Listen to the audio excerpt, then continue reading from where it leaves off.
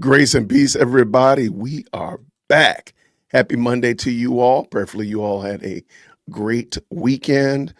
Most of the United States was supposed to have some kind of weather event, so prayerfully, you all are safe and warm. Power is on. Hot chocolate is on the stove. All that kind of stuff. Binge watching, whatever fun stuff you and your family are watching. I don't think the kiddos had school today. It's been crazy. Now, of course, here in Georgia, it was a giant nothing burger. It rained a lot yesterday, and there was a lot of ice yesterday, and there was none of it this morning. And so it's just cold. It is really cold outside. Now, that's for sure. But there's nothing. I mean, it was a nothing burger. So shout out. But you know what? I'll take a nothing burger with caution than, going out there and doing the crazy stuff that we like to do. Because here in Georgia, we do mess up a lot. So anyway, shout out to everybody. Hopefully you all are safe and warm. I plan to, I don't know, I heard that there's a lot of bad weather up there in Nashville. So, Candace alluded that if there was bad weather, she wasn't going to stream. I don't know what to do with that. I'll take it if she doesn't. Prayerfully, they're okay up there. But I do have something I'm going to do a little bit different. We've never done this one before. And so we're going to watch a video because I started to watch it and I really want to watch it. So I'm going to watch it with y'all. I've alluded that I'm kind of like a little nerd and I like talking about, Marvel comics and DC comics, Star Wars and Star Trek, all those franchise type of shows from my childhood, Transformers. I really do like those. So, but I don't talk about it with you all because that's not necessarily what we talk about. So today, I'm going to break my own rule. I'm going to break the Prime Directive. We're going to watch a video about Star Trek, Starfleet Academy, which I think is the dumbest show on the planet. In the whole galaxy, I think it's the dumbest thing ever. So it deserves to be mocked. So we're going to watch it. That'll be our palate cleanse. I don't know if your girl is going to go live. I do have some videos about her, so we can do it. So don't worry about it. I got content for sure. But I want to talk about this because if you've been watching this, or I'm sure you probably have heard it if you've been on the internet, everybody's talking about this Starfleet Academy and how terrible of a show it is. It looks like a horrible show. It doesn't look like anything that even remotely looks like Star Trek. So anyway, I'm going to talk about it. I wanted y'all to check it out with me. So hang in there, get your popcorn, get your drinks, all that kind of stuff like that. Throw an extra log on the fire if you're doing that. And do people still do fireplaces? I have a fireplace, but my wife doesn't like fire. So I haven't lit it up, and we've been in this house for almost 16 years. I don't even know if the thing is, it could have squirrels in it. I don't know. Anyway, let's go and let's talk about it. Ladies and gentlemen, green hearts in the chat when you can hear. Let's talk about some Star Trek Academy. Let's go.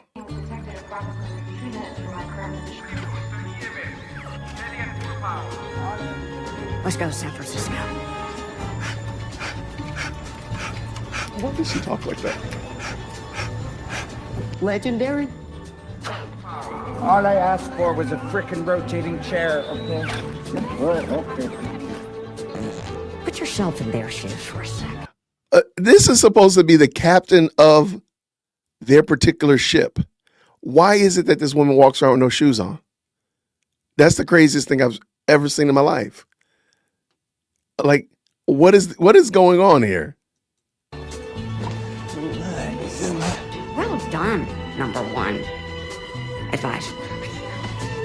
Okay. Sick as a dog now. Some dude, a YouTuber. Friends, nerds, countrymen, and the 40% who haven't subscribed yet.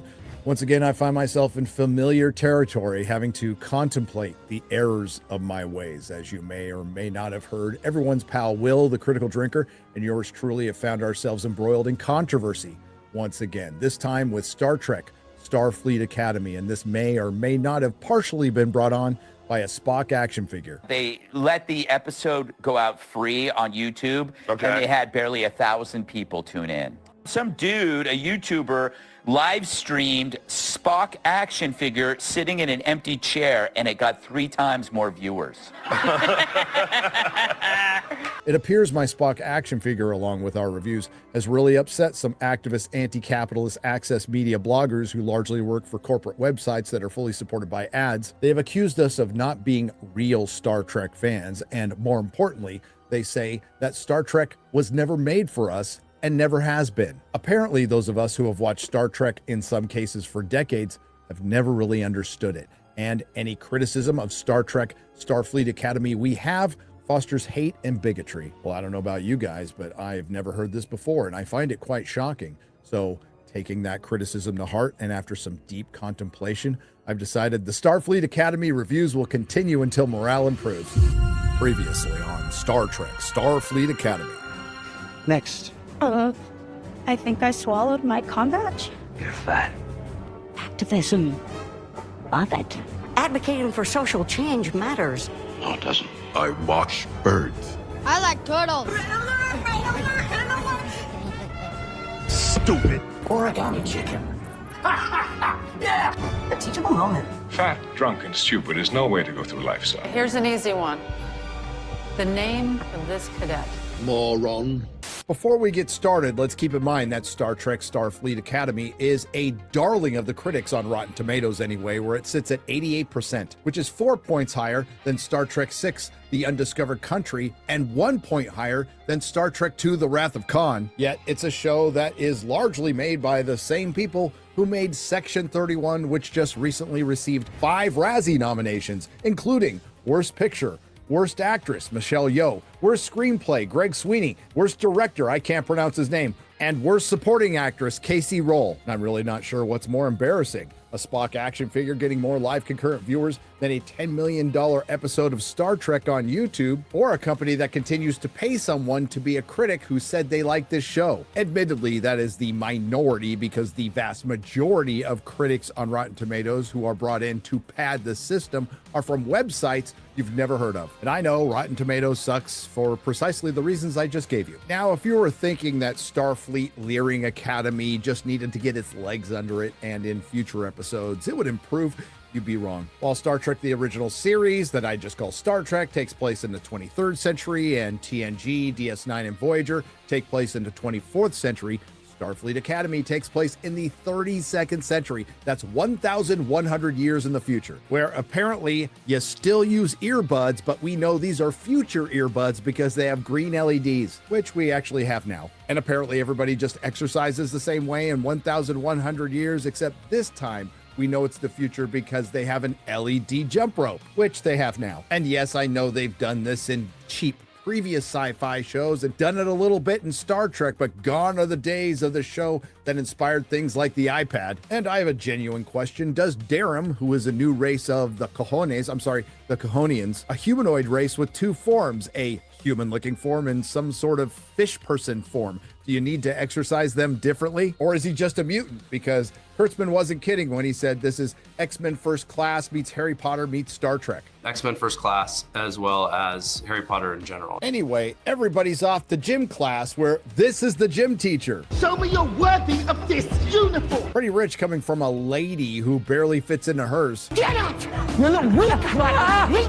I'd like to see it do 1 push-up or even complete a 10-yard dash. And it's here I'd like to once again point out the lack of imagination, originality, or even talent when it comes to Kurtzman Trek. One of the biggest criticisms of Jar Jar Abrams' Trek was the excessive use of lens flares, which was Jar Jar Abrams in his own horrible way ripping off Steven Spielberg. Something Jar Jar Abrams himself said became this thing, and it was ridiculous. There was this idea we had that the future was so bright that it just couldn't be contained. And I overdid it. Then I went further. I realized it was preposterous and I had to pull back. And here we are almost 17 years later, and Kurtzman's still using them excessively. But it's here during gym class we see the origins of our little conflict between Gryffindor and Slytherin.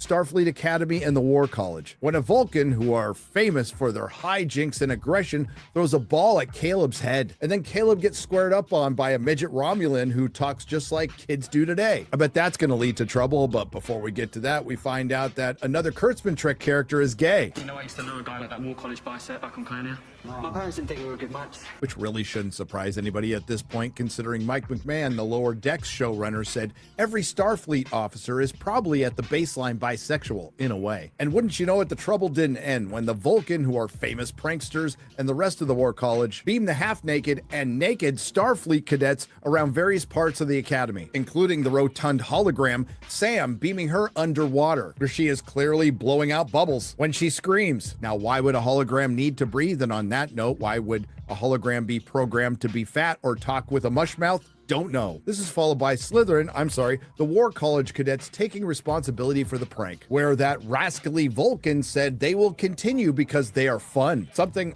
Vulcans, particularly pure blood Vulcans, do not have. You must learn to exercise control over your own imagination. Sure, they take satisfaction in things, but no Vulcan would use the word fun. Maybe fascinating. Fascinating. Oh, and let's not forget the little Romulan girl flipping the double bird. Then the credits roll, which are dominated by the 21 producers that work on this show. And yes, this episode's premise is we have a wacky prank war on our hands. We are about to have a prank war on our hands just as the Oversight Committee arrives. And that's exactly the conversation Laura Thok, the half Jem'Hadar, half Klingon, which shouldn't be possible in Star Trek, but they're rolling with it anyway in Kurtzman Trek, has with Holly Hunter, who looks like she's having a stroke. That's some good thumbnail material. I can promise you, they shenaned once, they'll shenan again. And in this conversation, and quite frankly, the rest of the episode, we get a performance from Holly Hunter that will go down in Star Trek history. It will be remembered with the likes of William Shatner's performance in Star Trek VI, The Undiscovered Country, or Patrick Stewart's performance in Tapestry, or, dare I say, Avery Brooks' performance in the Pale Moonlight, for all the opposite and wrong reasons. Now, we've already gotten plenty of modern vernacular, and believe me, there is more on the way, and we've already got some cussing, but we need it from the Chancellor. Lord, this is kid shit. Forgive my language. I'm pro kid shit. Now, are they getting a little meta there because the writers of this show are sensitive to the criticism of all the foul language that they put in Star Trek where it doesn't belong? Yes, but then they follow it up with this. They grew up in the burn. I'm not going to crush the life out of them any more than the universe already has. Now, if you want to know what the burn is, please see my last Starfleet Academy video. But if Kurtzman Trek is trying to make an analogy of kids growing up during a crisis of, say, extenuating circumstances beyond their control like COVID, that's pretty rich coming from a show that has this guy in it. The vaccine.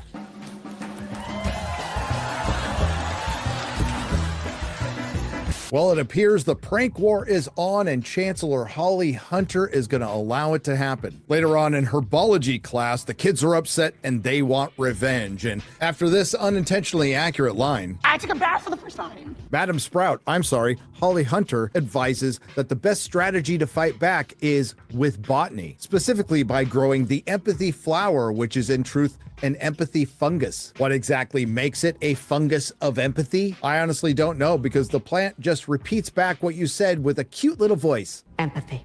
You keep using that word.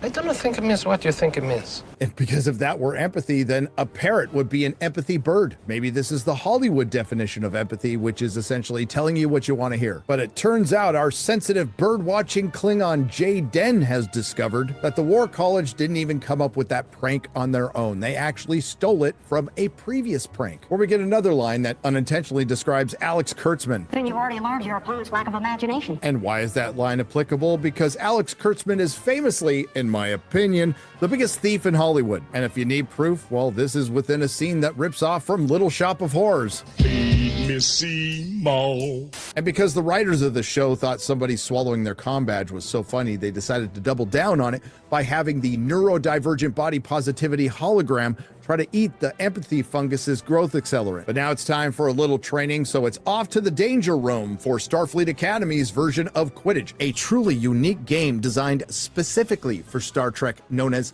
laser tag. Now, everybody has assumed that the bird-watching Klingon Jay Den is gay. We get a scene that might insinuate that. Hello, my name is Jaden. Jaden, I'm Kyle.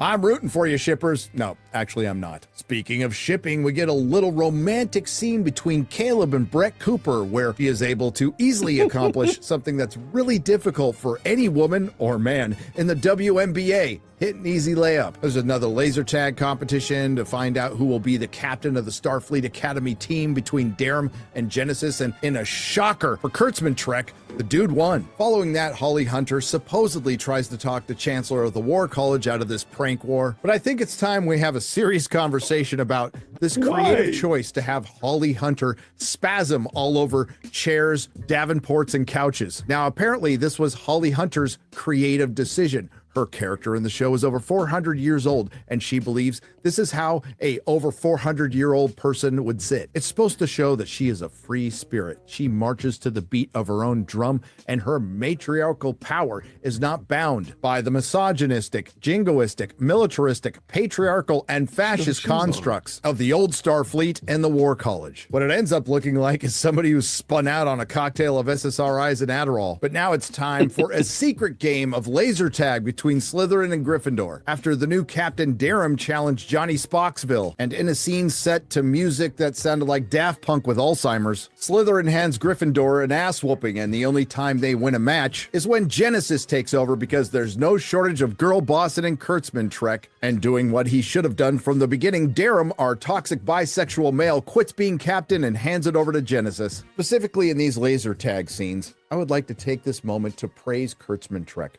who has always been a champion of inclusivity and diversity, with their representation of body positivity and neurodivergence in the sentient hologram character of Sam.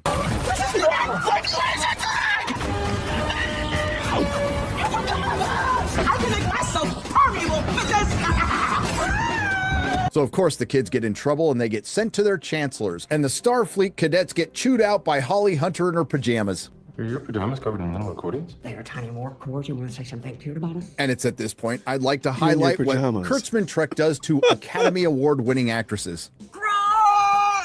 Is anybody listening? I'm sure Chancellor Kelrigan is. Kilo and eyeball.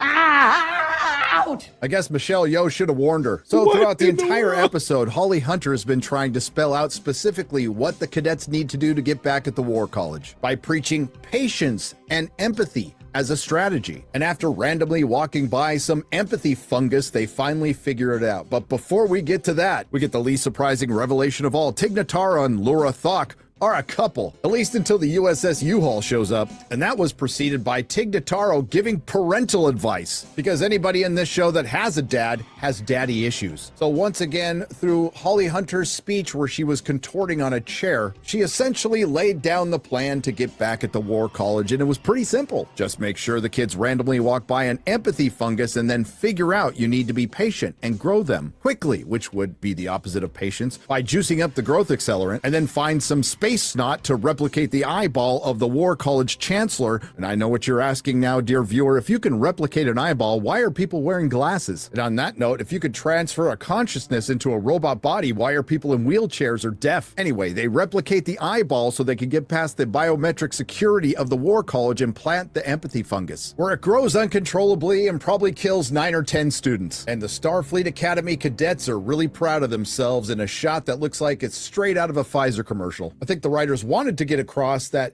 they were teaching the kids to strategize through the matriarchal lens of patience and empathy over the patriarchal aggressiveness and dominance, when in truth she just taught the kids through the very matriarchal lens to cheat with subtlety. But your guess is as good as mine, because this just ended up being yet another episode with all of the Kurtzman Trek hallmarks. The aforementioned men, the few of them that they are, yielding to women, women correcting men. Look, kid, any message that you have to chase down does not deserve to be read. Genesis. You know what kind of captain sends his team into a slaughter? When I got the red blade dirty. I'd call you naive, but you've got 300 years on me. They're 52.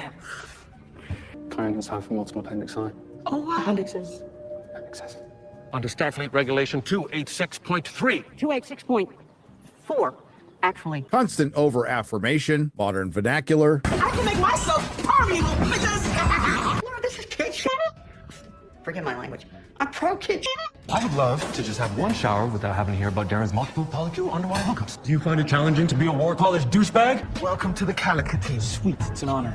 They shenaned once, they'll shenan again. Well done, number one. Feelings in hallways, feelings in corridors, feelings on basketball courts. It's shot like a commercial. The writing is absurd and the acting is awful, and not a shred of masculinity to be found, but it is unintentionally hilarious. And it's absolutely the Acolyte of Star Trek. Just as the Acolyte was Kathleen Kennedy's Disney Star Wars in its final form, Star Trek Starfleet Academy is Kurtzman Trek in its final form. And tell me if you haven't heard this one before. You take a beloved intellectual property that used to be made for everyone, dumbed it down, vandalized it beyond all recognition, alienating your longtime fans, all in the search for the mythical modern audience, which they found. Unfortunately, that's the other commonality with the Acolyte, who did find a very passionate audience with numbers big enough to get it canceled. And while the new head of Paramount, David Ellison, is desperately trying to buy Warner Brothers, I don't think letting Starfleet Academy see the light of day is helping his cause. And let's not forget, there wouldn't have been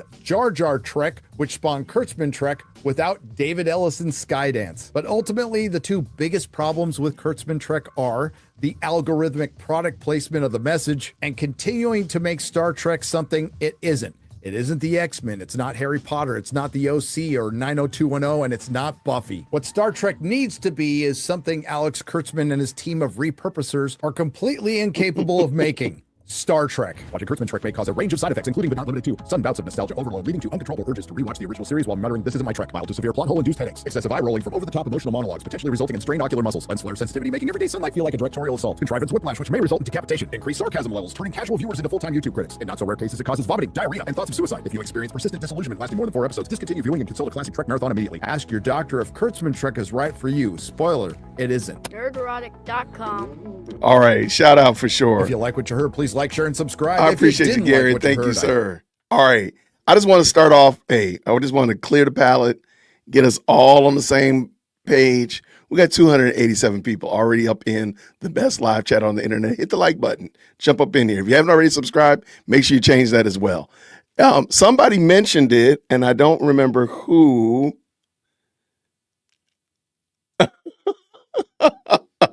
I really like Gary. I really do. I think he is a smart guy. I really like I like the way he says it. He says things just in a fantastic way, and I think it's extremely comical. So shout out to Gary for sure. Okay, somebody mentioned it, and I can't find it. They said, had you seen this content creator? Let me pull it up. Let me get the video ready. I had it ready to play, and I said, I can't believe somebody called me out on it. Okay, it's HG Tudor. Knowing the Narcissist. I ran into this today. I really think somebody emailed it to me. If you did, shout out to you. If you didn't, shout out to you anyway. All right. I'm going to drop the link in the chat so you have it. I thought it was fantastic because it really, now it's on the same vein as Gary. He just talks. He talks for 15 minutes straight. There's there's not a lot of breathing in here at all. So you really gotta buckle in. But I believe he does a great job of explaining Candace in a way that everybody can appreciate. So I don't see at the current moment that she has a show scheduled. Oh, here it is right here. I don't see that she has a show scheduled. And if that be the case, I do have a couple videos we can go over today. We don't have to be super long, but it doesn't look like she hasn't announced the show. So in the meantime and in between time, I appreciate y'all. Yeah, apparently this gentleman is a narcissist himself, and he just diagnoses her. He makes a great case. I really think, why are we catching this weird Star Trek stuff? Hey, I just wanted to, Daniel, we just need to get ourselves ramped up. We need to get onto the on-ramp of craziness, which is Candaspiracy. So I figured this would be the best way to kind of get ourselves up to speed. Just do something different. And by the way, I was watching the video before we started, and I said I wanted to finish it, so I said I'd watch with y'all. All right. What did you say? Nashville is in a deep freeze. Okay, maybe that's why she's not doing a show. Praying everything is safe up there, man. It's pretty. I mean, there've been some places where it's been pretty wild. Thankfully, here in Georgia, it's not been bad at all. Well, here where I live, nothing at all. It's a nothing burger. So needless to say, my second born is mad that she's not at school. That's crazy work, right? All right, let's bring this in, everybody. All right, this is, and I dropped the link in the chat, did I not? Okay, here is HG Tudor. And let's bring it in. Let's see what y'all think about it. Green hearts in the chat when you can hear. HG Tutor. There it is.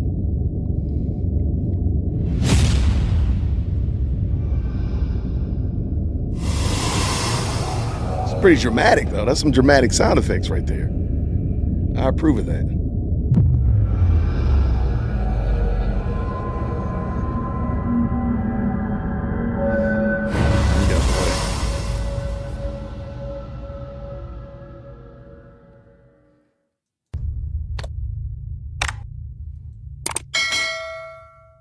Make sure you subscribe. Candace Owens. Conclusion. Hello, I'm H.G. Tudor. Candace Owens is a polarizing figure.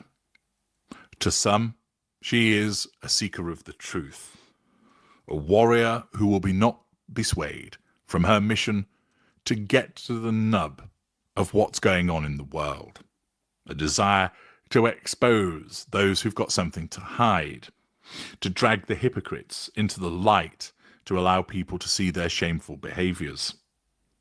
For others, she's regarded as a conspiracy theory peddler, a deluded individual who appoints herself as arbiter of the truth and comes out with outrageous observations and theories based upon no evidence, or that she joins the evidence together in a way which twists and convolutes it in a manner which doesn't bear up to scrutiny.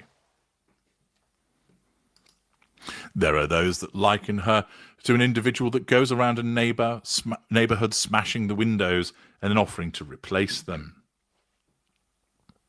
She's been involved in various spats and fallouts with other individuals.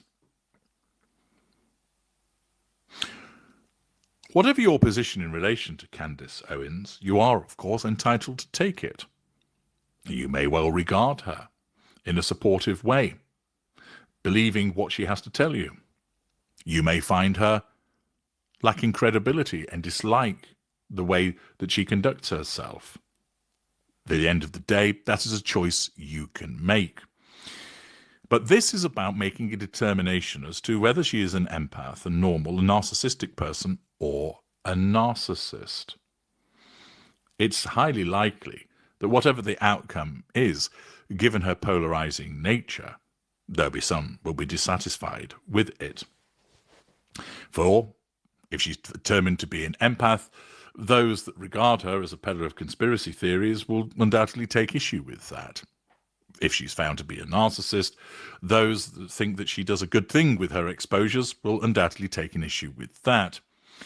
But I raise this issue at the outset of the video to remind you that this is not an analysis of whether Candace Owens is a good or bad person. You can make that determination based upon your own thoughts. It's simply about what categorization of person she is. And if she's determined to be an empath, you can still think that she's a bad person because of the way that she conducts herself, because it doesn't accord with your own views.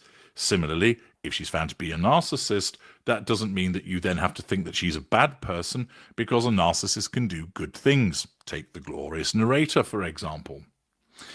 I remind people of this because it has been evident in the comments that certain individuals have completely lost sight of the purpose of these analyses, which are undertaken on an objective basis, looking at a wide range of evidence to make a determination.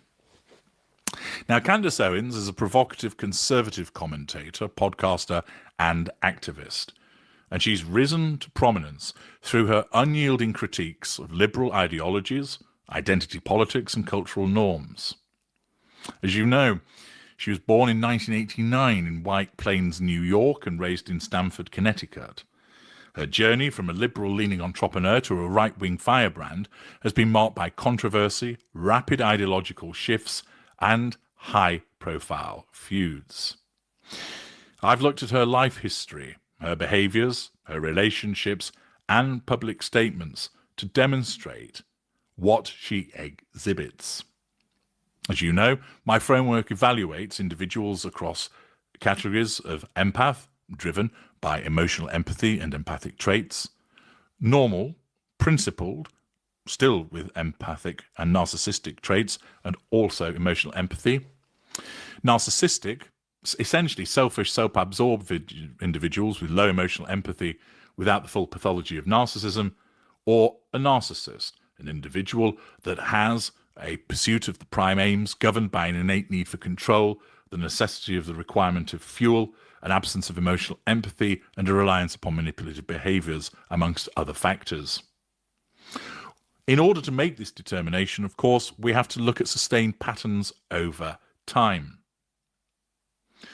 One of the most compelling indicators in relation to Candace Owens is her pervasive grandiosity. This is where she perceives herself as superior, visionary, even divinely ordained, often independent of factual validation.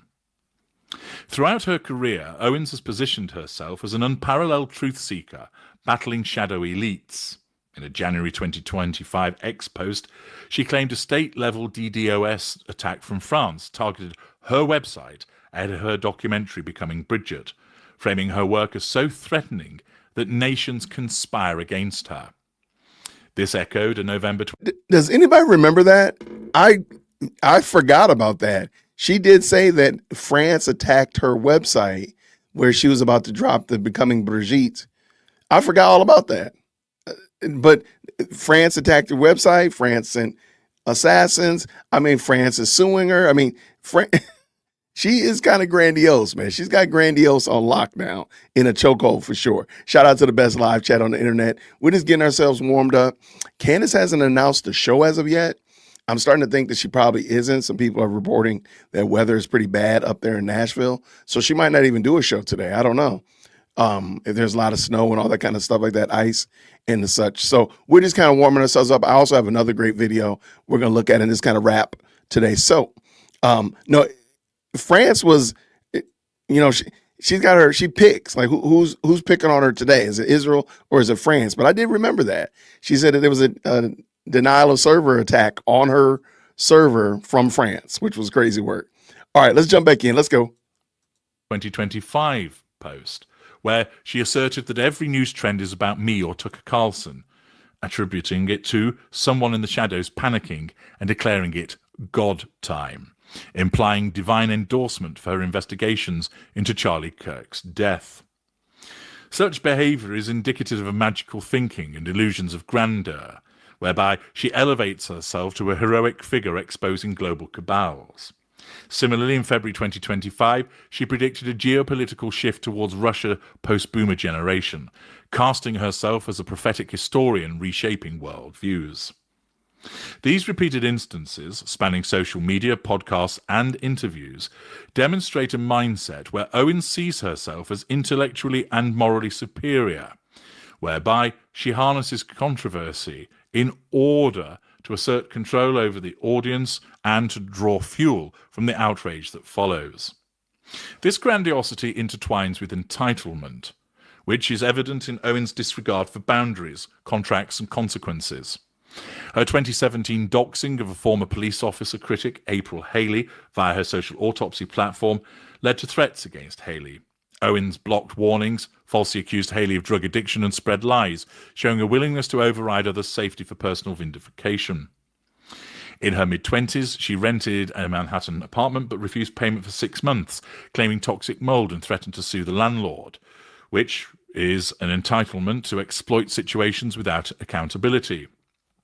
Amidst her 2024 fallout with Daily Wire, Owens declared she no longer honours contracts that permit evil, threatening to leak communications and coordinating with critics like Andrew Tate.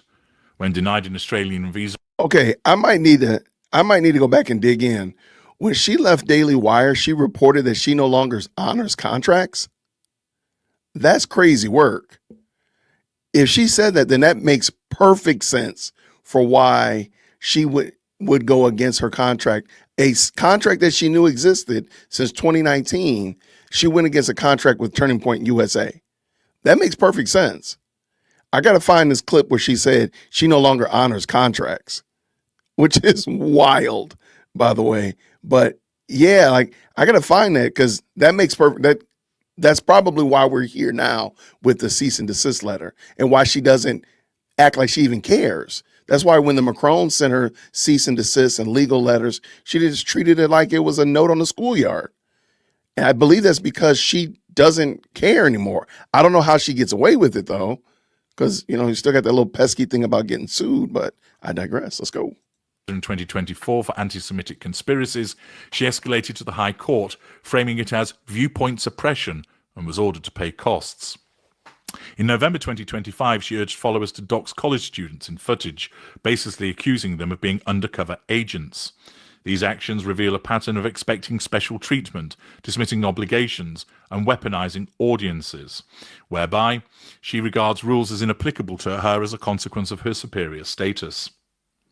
Her interpersonal relationships underscore exploitative tendencies, which is where she utilizes other people in order to control them, to maintain a facade, to draw fuel. For instance, her marriage to George Farmer, a British Conservative, where she met him in December 2018 at a Turning Point UK event, Farmer proposed via FaceTime after just 17 days, with no prior dates or romantic gestures, describing it as divine serendipity and a God thing. They married in August 2019 at Trump Winery, and Farmer portrays Owens as wearing many hats: investigative journalist, mother, Catholic, suggesting compartmentalization, a strategy to shift personas in order to gain control.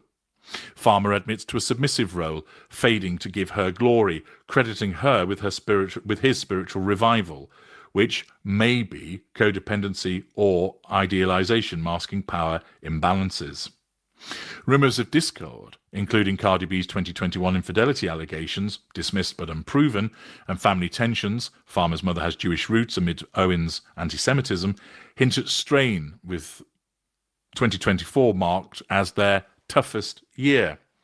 Beyond marriage, Owens' professional alliances reveal exploitation. She built platforms like Red Pill Black and Blexit Foundation with collaborators like Charlie Kirk and Kanye West, only then to disengage from them when misaligned. After Kirk's 2025 death, she released alleged messages accusing Ben Shapiro and others of sabotage, insinuated Kirk's widow Erica murdered him to cover Zionist infiltration, and monetized the tragedy via super chats, earning $130,000 monthly.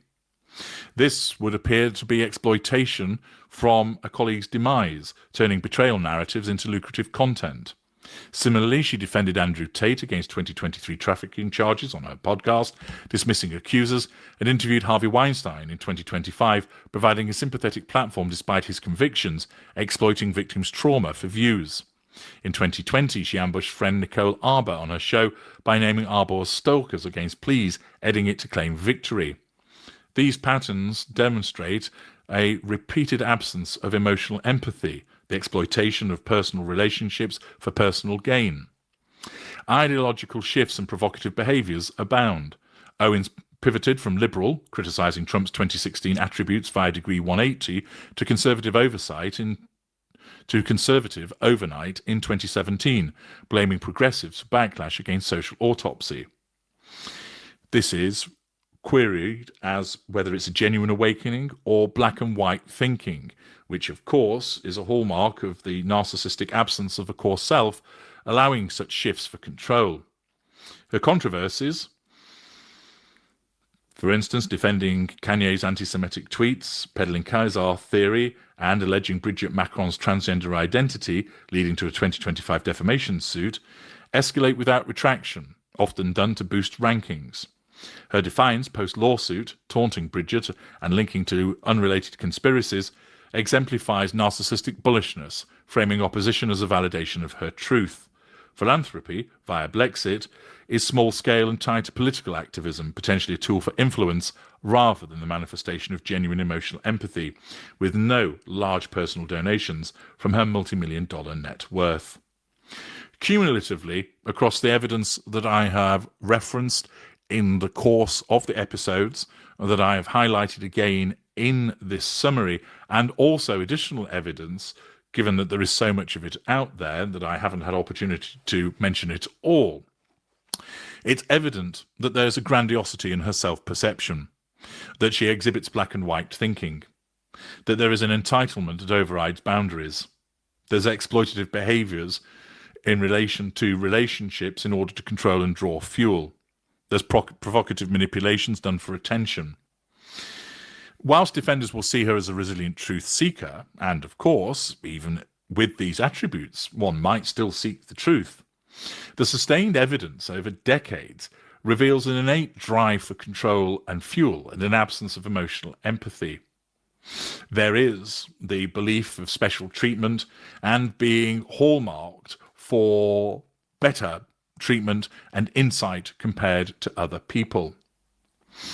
Her behaviors exploit chaos for the pursuit of the prime aims, and time and time again she appoints herself as a specialized arbiter of truth, denoting an attitude of innate superiority and delusion. The behaviors are manifest throughout the evidence on repeated occasions and have taken place over a sustained period of time, as you would imagine. That she, in conducting herself, exhibits a grandiose sense of self-importance. She expects, as a consequence of this almost godlike given power to make determinations, to be recognized as superior. She is preoccupied with this pursuit of the truth, relating to the necessity of success and power. It's clear through the matters that she comments upon and the evidence that supports that she regards herself as special and unique and can only be understood by special or high-status people. She shows a repeated need to gain reactions from people, engaging in the controversial behaviors, exhibiting the requirement for fuel. She expects automatic compliance with what she states, that if you disagree with her, you're simply dismissed, and that she encourages her followers to behave in a particular similar way. She's interpersonally exploitative, and her behavior, in particular evidence in a podcast, shows an arrogance and haughty behaviors, all of which underpin an absence of emotional empathy. Accordingly, as a consequence of the evidence that has been produced, mainly by her, rather than necessarily people talking about her, the finding is that Candace Owens is a narcissist. I'm H.G. Tudor. Thank you for listening. Okay, so shout out to H.G. Tudor. This is my first time seeing this channel, so some people have recommended other videos that he's done. I want to see him first, if you don't mind. So I will be checking out, but we'll tap him in again. Apparently, he's talked a lot about. Looks like he's talked a lot about the Markles and the such of that nature. So I'll definitely probably tap him in again and see what other things he's discussed that'll be beneficial here. So shout out to the best live chat on the internet. We are. Candace has not announced the show.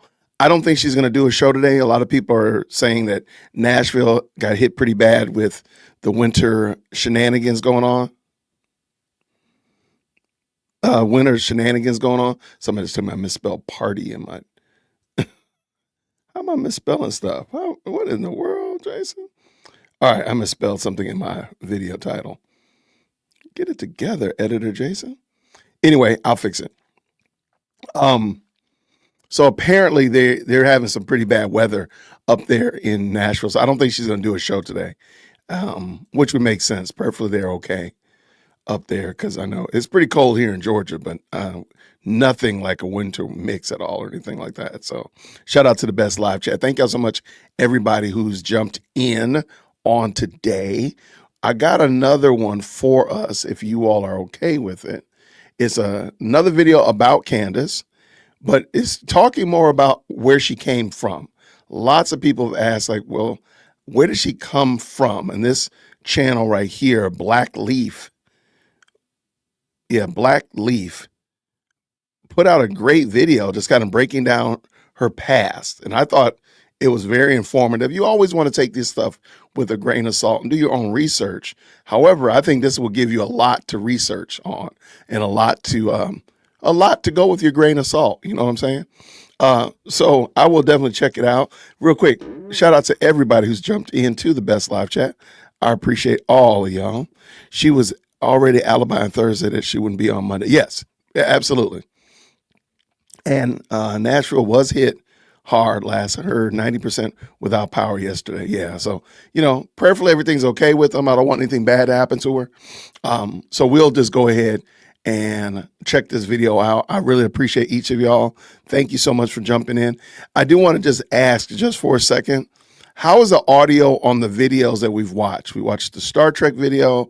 We watched the HG Tutor video. Could y'all just real quick, on a scale of 1 to 10, how would you say about the audio?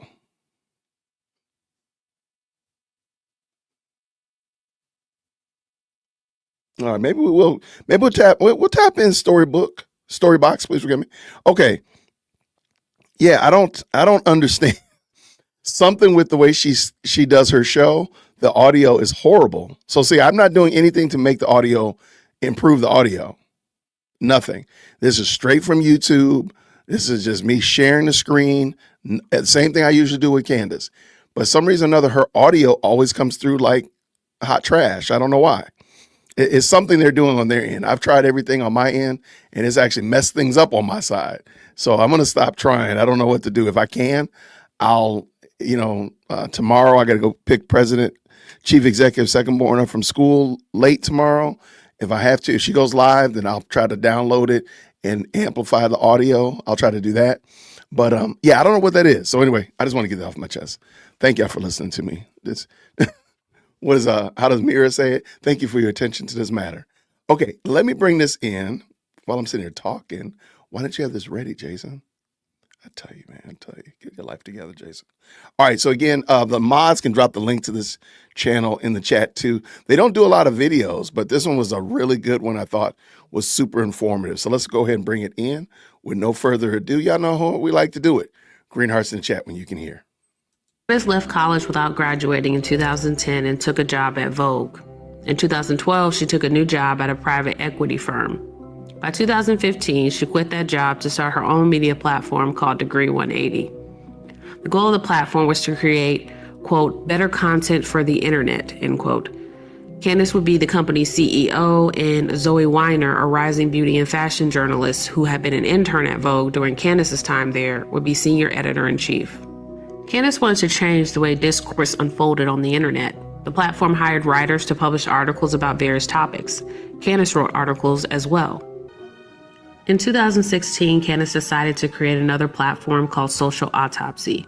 The proposal for the site was that it would allow users to submit social media posts anonymously. Then employees, schools, and any others who access the site could search the aggregated post by name. If a person were bullying another person under their real name, anyone could submit them to Social Autopsy, where their online messages could be found. Words are real. People don't assign, there's no humanity behind what they say. They just think it's not real. And that's what technology takes away from children, the fact that it is real. And you would never in a million years say those things. In March 2016, she spoke about the project.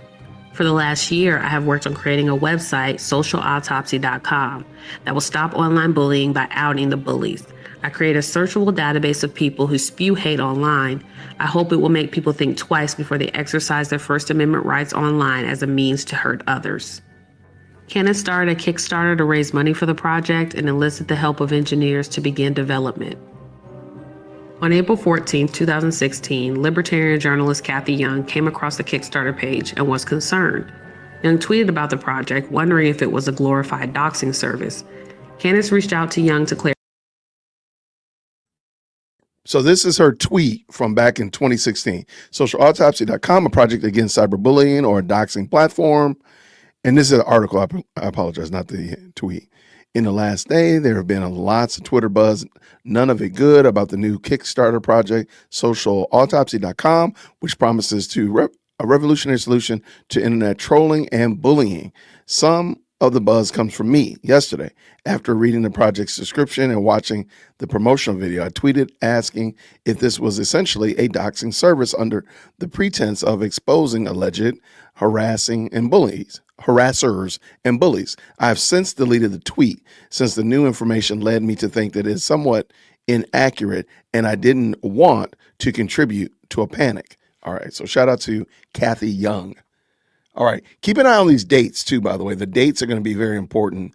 So we're on April 14th, 2016. That will help you out a lot. Let's go. Verify that Social Autopsy was not going to be a doxing site.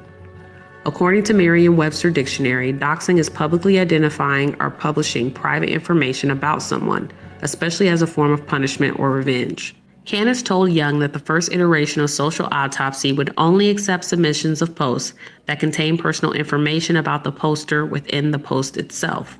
Social Autopsy would not research posts to uncover the identity of people who could not be identified within a post. Candace also assured Kathy that the platform would not reveal the identity of anonymous submitters. Young quoted Candace as saying this ability could be added in the future and that Owens didn't see a problem with revealing the identity of users that posted threats online. Once Young spoke to Candace and understood the true intention of the platform, she took down her tweet. By that time, it was too late. Before Young had even posted her tweet, others had seen the Kickstarter page and were raising concerns.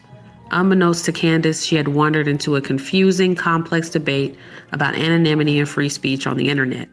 This controversy was called Gamergate. Most say Gamergate began on August 16, 2014, when Aaron Joney posted several blog posts about his ex-partner Zoe Quinn. Quinn is a game developer and activist who created a text-based game called Depression Quest. The game, based on Quinn's own experience with mental health issues, received positive reception from many gaming news outlets. Others in the largely male gaming community were not as enthused. They thought the technological interface of the game, as well as the story writing, were not advanced enough to warrant such critical praise. Aaron's blog post chronicled their relationship, which began on an online dating site and ended when he discovered that Quinn had cheated on him with Quinn's married boss. Screenshots of social media exchanges show Quinn did not know the boss was married when the relationship started, and that Quinn did not want the relationship to go public for fear of how it could be misconstrued. Aaron goes on to say in the blog that he believes Quinn had cheated on him with numerous other people, some of whom also work in the game industry. The post was seized upon by members of the gaming community as an explanation for why Quinn had achieved success so easily in the industry. Though Aaron never directly said it, for many he was implying that Quinn had exchanged sex for personal favors. Quinn was harassed, threatened, doxxed, and swatted. Swatting is the act of creating a host 911 call, typically involving hostages, gunfire, or other acts of extreme violence, with the goal of diverting emergency public safety resources to an unsuspecting person's residence. But the sadder part for me was going through and seeing all of these institutions that were in name supposed to be the sort of thing that is there to help, completely fumble spectacularly and usually contribute to the problem. I had to deal with too many members of the press just simply reporting on the false accusation that I had, if you actually look at what would have taken this for this to be true, that I had traveled back in time to sleep with a game reviewer that worked for a website I had already written for, so I obviously could not have gotten that connection any other way. Slept with him to get a review of my game that never existed, and the game was also free. And also, why did I set my target for Kotaku and not like the New York Times or something? Whatever. Basically, I'm a time-traveling hoe is more or less what the chief accusation came down to, and is up there with the other accusations about the numerous people that I've supposedly murdered, that I am a treasonous person that should be tried under the Logan Act, which is really funny if you know anything about that, and that I am actually a vampire. Like, there are some people that think I am actually a vampire. It's great. Okay, I'm going to stop right there because you all are probably processing that like, wait, hold on. Didn't our girls say some of this stuff? You're 100% correct. Candace did say some of these things. The time traveling, says somebody's a vampire. Of course, treasonous acts, throw out random laws that somebody should be arrested under. That's her. And this is back in 2016. This is some crazy. This was crazy when I heard this. I was like, wow. So here how this keeps unpacking. And I also want you to pay attention to the fact that Gamergate may or may not have hit your radar. I know I heard about it, but I didn't know all the ins and outs. I had heard about it, okay? But I just knew that it was something out there. But I was aware of the idea of doxing. I was aware of the idea of trolls and anonymous and 4chan. I was familiar with those. notice that Candace is going to, and those are pretty almost mainstream terms at that time. Candace is going to say she didn't know anything about these things, but she's running a site that does exactly what those things do. Like, that's crazy work. Like, as if she had come up with this idea of the whole, was it social autopsy, without knowing that there are other things out there that would take advantage of that. Watch what happens. Phones are more fun. But seeing the fact that so many members of the media would just report on this instead of saying like, oh, she was accused of having sex for reviews, and then not following that up and just spreading the misinformation. It's like, you could finish the sentence and say that the never happened. The never happened part seems kind of important, but what do I know? I'm just a time-traveling vampire hoe. In the chaos of Gamergate, Zoe Quinn became a prominent online bullying activist and started an organization called Crash Override Network. Quinn also self-identifies as patient zero of Gamergate, the first victim of the harassment the movement would employ against many others. Candace told her story of how she first met Zoe Quinn in a blog post posted on Degree 180 on April 18, 2016. On April 12, 2016, Zoe Quinn sent a direct message on Twitter to the Degree 180 account requesting a good email address for the head of Social Autopsy. Surprisingly, though she was crowdfunding for an online bullying platform, Candace had never heard of Zoe, Gamergate, or even the term doxing. That's My crazy. idea was big and little at the same time. I wanted to put an end to the era of internet thugging. It is something I've genuinely never understood, how people so recklessly utilize the web to invoke terror upon others. I had examined the correlation between the rising rate of suicides in teenagers over the years and knew that, even if it was never going to be explicitly stated, the age of social media had contributed significantly to its dark rise. I had experienced it myself when I was in high school 10 years earlier. All we had then was Facebook, but the writing was on the wall even then. I was involved in an incident that was labeled a hate crime and exposed as a victim to just how awful the cyber world could be for both the victims and the accused. In an email, Zoe explained past expertise in the anti-bullying activism space and her opposition to social autopsy. She requested a phone call to speak further, and Candace reluctantly agreed. On the phone, Zoe detailed a series of concerns. First, Zoe was concerned that the platform could be used to dox minors. In the week 6, Candace published the creation of Social Autopsy in the Connecticut Press and requested input from several anti-bullying organizations. Candace had never heard this term. Still, Candace explained that phone numbers and addresses would not be included in the database. Only information publicly available on someone's social media profile would be included. She also told Zoe that there were no minors in the database as of that date. Secondly, Zoe told Candace she was concerned that vigilantes would use Social Autopsy to identify bullies and harass them. To this, Candace explained that the search options on the site would not allow users to locate data indiscriminately. Users could only search by first and last name. In other words, they would need to already know who they were looking for. Next, Zoe asked Candace about whether collecting this data was even legal. Candace told Zoe that during research for the platform, they had contacted Facebook's legal team to understand what data could be legally used from the site. From Candace's point of view, all of the issues Zoe was raising had already been addressed. So, realistically, do you believe that Candace contacted Facebook's legal team to find out if what she was going to do with Social Autopsy was legal? Do you really believe that? Knowing what we know about how she does research now, like, do you really believe that she actually reached out to them to find out if this is something that she could legally do and scrape that data? Like, there's no way I believe that. None whatsoever. It was just her and another person that were running the ship. They were working real jobs. They're young socialites, and she's spending time discussing with the legal department of Facebook. Okay. All right. Okay, if that's what you want me to believe. But Candace perceived that Zoe was becoming frustrated by Candace's unwillingness to stop the project altogether. She told me she knew those people were not bad people, that she herself had been a part of the online group Anonymous, and that it was really just something they did. She explained that she would never want the people that harassed her listed anywhere, and that she knew the first and last name of some of them, and yet had never reported them. Candace found this information strange. She couldn't understand how someone who claimed to be against online harassment could simultaneously claim that online harassers were not bad people and they didn't want their identities known. Zoe also told Candace that supporters of Gamergate did not like the site and would come after Candace. Zoe wanted Candace to pull the project. After thousands of hours of work and dollars in investment, Candace refused. Candace tried to assure Zoe that despite any issues which may arise, she and the team were confident they would have everything rectified before the site went live. The call allegedly ended with Zoe crying and saying, "By then, it will be too late. It'll ruin everything." About an hour after the call ended, Candace decided to send Zoe a polite follow-up email. She didn't understand why Zoe had reacted so strongly to a project which at that point was simply a splash page and a small Kickstarter campaign. However, she believed that she and Zoe were essentially on the same side. This is when things took a further left turn. Candace claims that about 45 minutes after she sent her follow-up email, the Social Autopsy Kickstarter page was bombarded with hateful, threatening, and negative comments. Before speaking with Zoe, the page had no more than 10 positive comments. Suddenly, there were over 100 negative comments. The Kickstarter private messages were also suddenly receiving spam comments.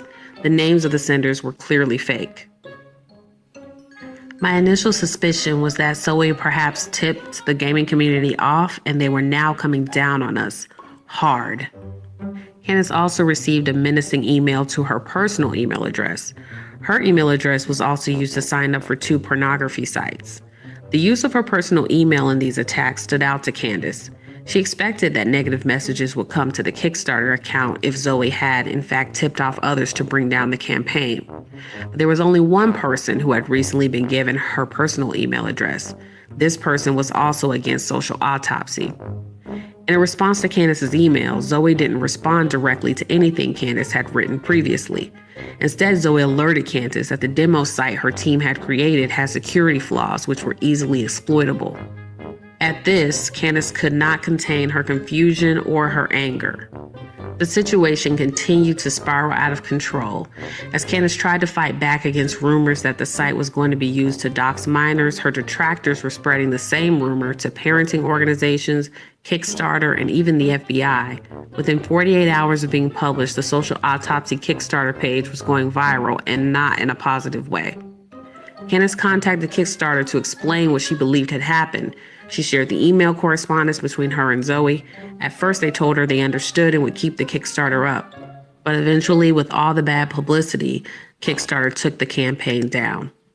On April 15th, 2016, online activist Randy Lee Harper. Okay, I got to stop right here because this is the genesis for Candace becoming a quote unquote conservative.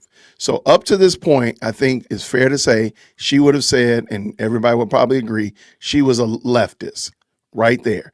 And once the Social Autopsy site project got torpedoed, she's going to make a shift and it is going to be grandiose. So, and again, a lot of the things that I've said about how Candace ended up becoming a quote unquote conservative are actually confirmed by this young lady's video. So let's let her finish up. Let's go. Posted an open letter about Social Autopsy. During the height of Gamergate, Harper had been a frequent defender of Zoe Quinn and was attacked online as a result. Harper also acts as an activist in online gaming and anti-bullying spaces. I'm giving you this free advice after you decided to publicly shit on Zoe after she tried to talk to you about your platform. Going to Twitter to talk about it immediately afterwards on Social Autopsy account is shady as hell. I see that you deleted the tweet, so I'll remind you of the content.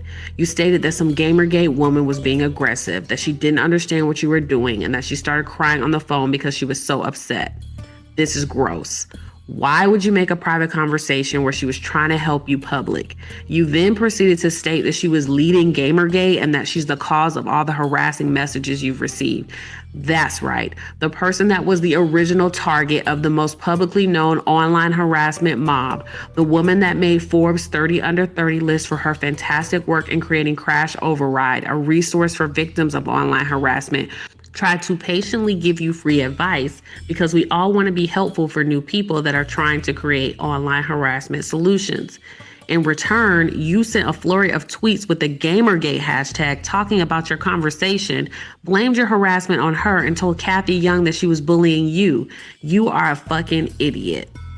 The letter goes on to detail Harper's problems with the idea of social autopsy. Like Quinn, Harper's primary concerns were the risk to children being doxxed and how the site planned to verify data submitted to them. In further defense of Quinn, she wrote, Zoe, a well-known activist and anti-harassment work founder, called you to give you free advice. She knows as well as I do how this platform is going to be exploited, but you chose to ignore her. You told her that she wasn't supporting you, and then you went to the group that's been targeting her and violated her confidentiality while talking about how you were being bullied by her. You then proceeded to blame the harassment you were getting from that group on her. What the fuck? But the most important portion of this letter, as far as Candace was concerned, was the last paragraph.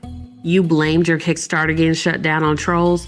You're wrong. That was us. As long as you're willfully harming other people by creating shitty, uninformed products while kicking the shit out of anyone that tries to help you, we're going to keep getting you shut down. You've created more work for me in the past 3 days, but I'd rather invest this time now because if this bullshit doesn't get nipped in the bud early, it's just another fucking platform I'm going to have to try to help protect people from in the future.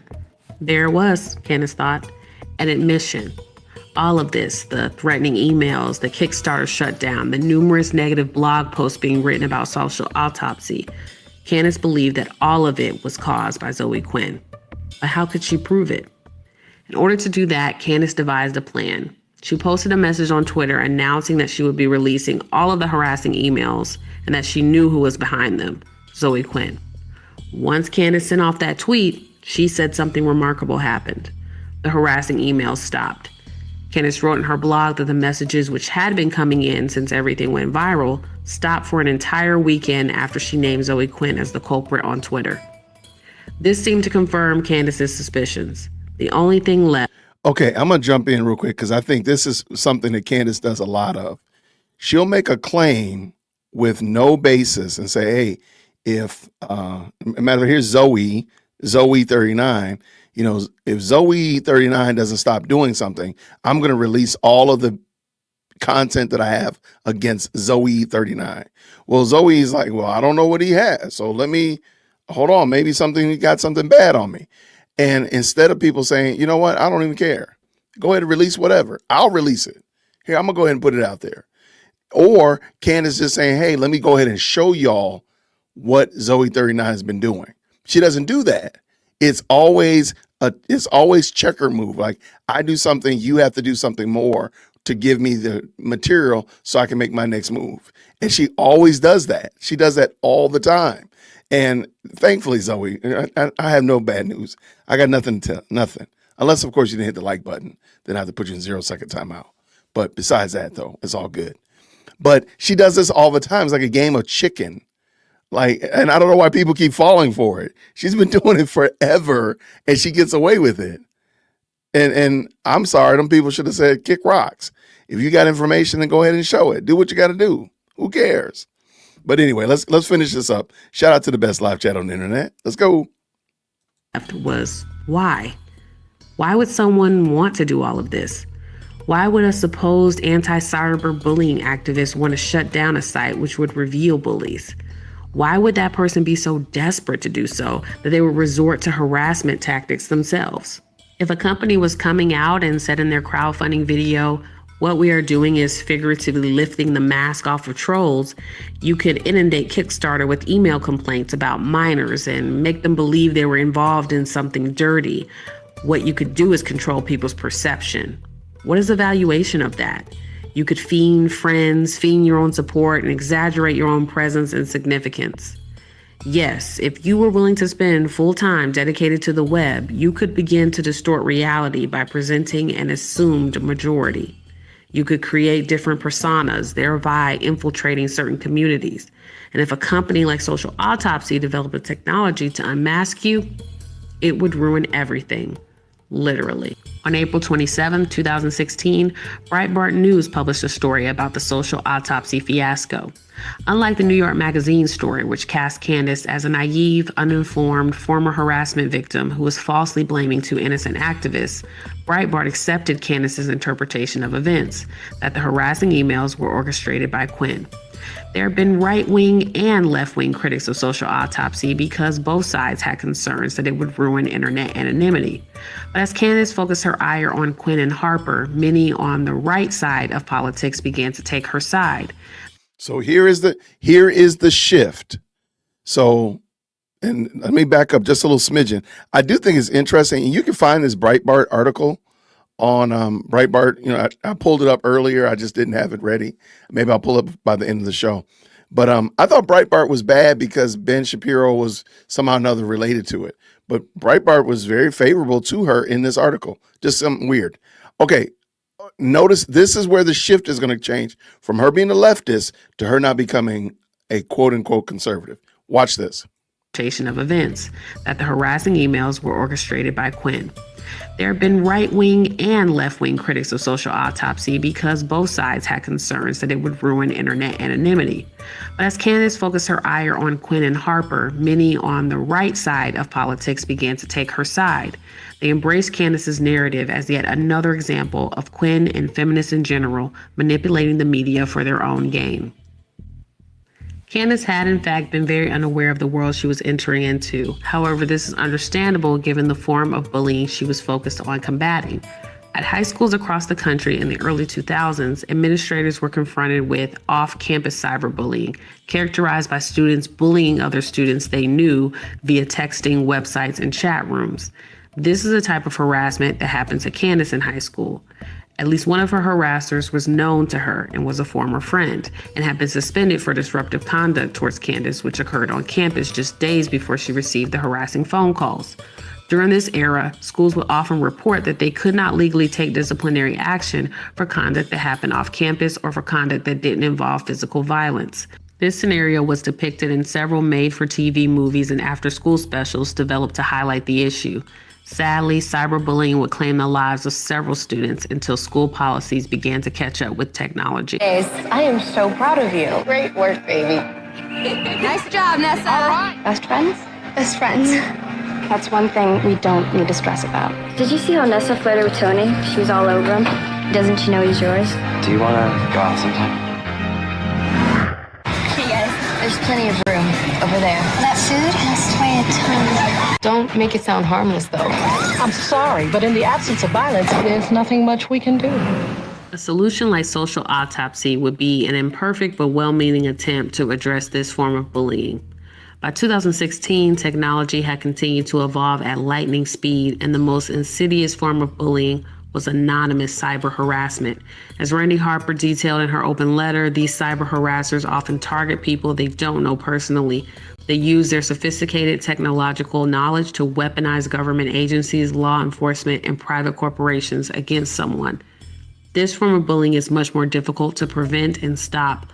Attackers can create thousands of untraceable accounts in minutes. They can disguise their real location, and while this type of harassment is damaging enough when done online, it doesn't. But think about it. Candace does, like, literally, this is what Candace does with the, was it decentralized intelligence agency, the mommy sleuths? That's what she did.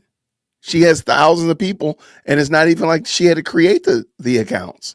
They're just out there already. That's exactly what Candace does in real time right now. Shout out to the Best Live Chat. Always result in someone physically showing up to harm someone, meaning that law enforcement finds it even more difficult to identify individuals and charge them.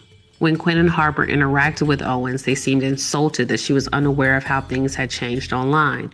Candace didn't know about their accomplishments, cyberbullying terminology, or the flaws in social autopsy's use cases. Accustomed to being the authority figures on the topic of cyberbullying, I can believe they spoke to Candace condescendingly and expected her to defer to their judgment.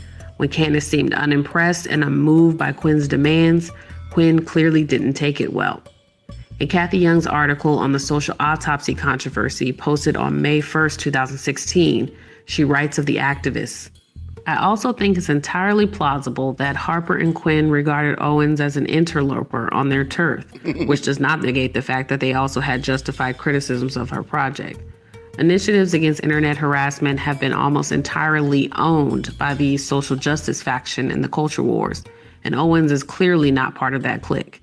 It's even possible that Quinn and Harper may dislike Owens' proposed online bullies registry because they may realize, particularly Harper, that they may end up in it themselves, not for anything they do in secret, but for their public behavior. Harper openly states her concern that Social Autopsy may improperly classify people as harassers when they respond to harassment, which is no doubt how she sees her verbally abusive posts. In 2017, Candace took down all of her... Isn't that exactly what Candace does when somebody replies back to her? Why are they so offensive? Why are they so defensive? Why are they coming at me like this? I'm just asking questions. Is that not exactly what she does? Right now, we watched her do this this month, for crying out loud. Like, that's exactly what she does. And I just think it is really wild that this is, I don't think it really slid under the radar. I think most people knew this, but just hearing somebody else affirm what you've been thinking, that's kind of wild, man. That is pretty wild. Let's go finish up. Old YouTube videos and changed the name of the account to Red Pill Black. This parody video of her coming out as a conservative went viral and gained hundreds of thousands of views. There are some theories that Candace's success posting conservative content was due to family connections, or that Candace was simply copying content from other conservatives that she thought would garner her attention. Certainly her content didn't contain anything new. The talking points have been publicized by many other conservatives over the years. But what made Candace's videos different was that she was posting at a time of extreme polarization and high levels of social media engagement. Discussions of journalistic integrity in the gaming world aligned with larger conversations about media coverage and bias happening nationwide. Donald Trump, a billionaire cultural icon and reality TV star, galvanized supporters by calling out what he called fake news, giving a name to what many conservatives believed was a biased liberal media monopoly. Candace, a person who had a background in journalism and at least 2 experiences with social media outrage culture, was poised to seize this moment and rise to the top of conservative media. And it wouldn't be long before others in the conservative world would take notice. After several viral videos, Candace was offered a job as communications director at Turning Point USA, a conservative political organization. She was also invited on many conservative platforms like InfoWars, Dave Rubin, and even Fox News. Candace was quickly becoming an important voice in Trump-age conservatism. Like Trump, Candace was not concerned with political correctness, backlash, or outrage. When interviewed, she gave her views directly with no filter, often going viral on social media, which made her a favorite of conservative news outlets and press. But with all of this attention, Candace would once again find herself in the middle of controversy with people who she expected to be on her side. When trying to launch Social Autopsy, she had said that leftists attacked her, spread rumors, and ultimately got the project shelved. Now in 2017, she would have to face her critics from the right. Many conservatives were questioning her sincerity and believed she was nothing more than an opportunist. They were leery of people who had previously rejected Trump, but were now saying they were supporters after he became president. And it didn't take much digging for them to find Candace's old blog, tweets, and articles. Conservative commentators like Blair White and Tree of Logic were confused as to how Candace could emerge seemingly from nowhere, be fully employed in conservative organizations, and be featured on conservative news platforms, while many other conservatives, including Black conservatives, had been advocating from the political right for years and had received far less fanfare. Debates on YouTube and Twitter erupted as people publicized portions of Candace's past. Some of those conservative critics of Social Autopsy reemerged to voice their concerns over Owens' involvement in the Kickstarter campaign. It's like a no-no type of a punishment. Like maybe it's held for 3 months, and everybody, like all of these schools, we were meeting with principals of schools, of high schools, before we even decided what we wanted to do, to say, how can we... I can tell you right now, I'm going to back up so you can hear what she's about to say. I can tell you emphatically, there was not one principal on the planet who was in agreement with what this woman's about to say. I'm sorry. I'm sorry. There's no principal that would have agreed to this. There's no way. And listen to what she says. It's crazy work. It is crazy work. Watch this. of Social Autopsy reemerged to voice their concerns over Owens' involvement in the Kickstarter campaign. Like a no-no type of a punishment, like maybe it's held for 3 months, and everybody, like all of these schools, we were meeting with principals of schools, of high schools, before we even decided what we wanted to do, to say, how can we help? What would be helpful? What do kids care about? Well, they care about being on the football team, right? What if you said, you're on Social Autopsy, all these schools have this program, you said this to Carolina, whatever it is, now you don't get to try out for the football team. Something that's like petty. Boxing website would be, I'm using. How in the world would a principal say you can't be on the football team or you can't be on the whatever cheerleading or the debate club because you're on Social Autopsy? Ma'am, there is absolutely no way. There is no way that would have ever happened. I'm sorry. There's just no way. In 2017, I mean, and we weren't even in the height of Crazyville yet. I think the height of Crazyville was like 2020, 21. That's when society really went off the cliff. We were definitely cranking up. There's no way that you would have told some parent, yeah, your kid can't be on the football team. Your kid is kicked off the lacrosse team because their name showed up on this particular website. She would have got sued into oblivion. Like, just imagine the amount of people that would have lost scholarships, not been able to make a tryout or get looked at it for a particular school or whatever like that because of this website. Ma'am, please. There's no way. There's no way that would have been true. That was just one of the things she said that just made no sense. This site to release information about people. But you're saying basically this was going to be an archive home for schools to look at this information and sift through it. Okay. No schools have time. So I think calling it an archive, I mean, it literally is an archive, but it's also a doxing website. Anytime you publish people's personal information, it is doxing. It's not personal information. Why not? Because it was public. Because it was on Facebook, that's still the definition of doxing. If you share someone else's... No, it's not. If you share someone... No, it's not. You can't change the definition of doxing. I actually have the definition right here. Good. If you share someone else's personal information without their consent, it is doxing, especially when it comes Google to kids. doxes everyone? I'll finish. Especially when it comes to kids. I mean, she's definitely playing the whole, like, wanting to protect kids thing, which I think, honestly, your heart could have very well been in the right place. But the reality is, when you aggregate information of children and you attach it to where they go to school, which was the intent of your website, in fact, you actually said that it was the best time to be on the website if you were a child because it teaches you. Can you slow? I literally can't follow you right now. You said that it was the best time to be on your website when you're a child because it teaches them responsibility of what they say online, right? We said that in a video. There are not, no harm, no foul. We didn't want to come out and say we're never going to put a minor on here because, again, the whole reason I thought of the idea was because of what happened to me when I was a minor. Well, it's actually illegal to even put the child's information on there. There was no children, so this is like a fantasy conversation. Now, as messed up as Blair White has, Blair White has Blair White problems. We'll put those aside. Blair White is 100% correct. Candace did say children need to be on this website. So yeah, we're talking about, now we have children who are online way more than they were back in 2017. And Candace did say she wanted kids on that website. So that is true. In her Kickstarter intro video, she does talk about kids, minors being on the website. She's not talking about adults. She's not talking about 20-somethings. She's talking about kids, minors. And go back to that high school conversation. Aren't we talking about minors there when you're saying being on the football team? Not everybody in high school is 18 years old. We're talking about 15, 13, 12-year-olds. Like, those are children. Those are minors. But Candace acts like she doesn't know that.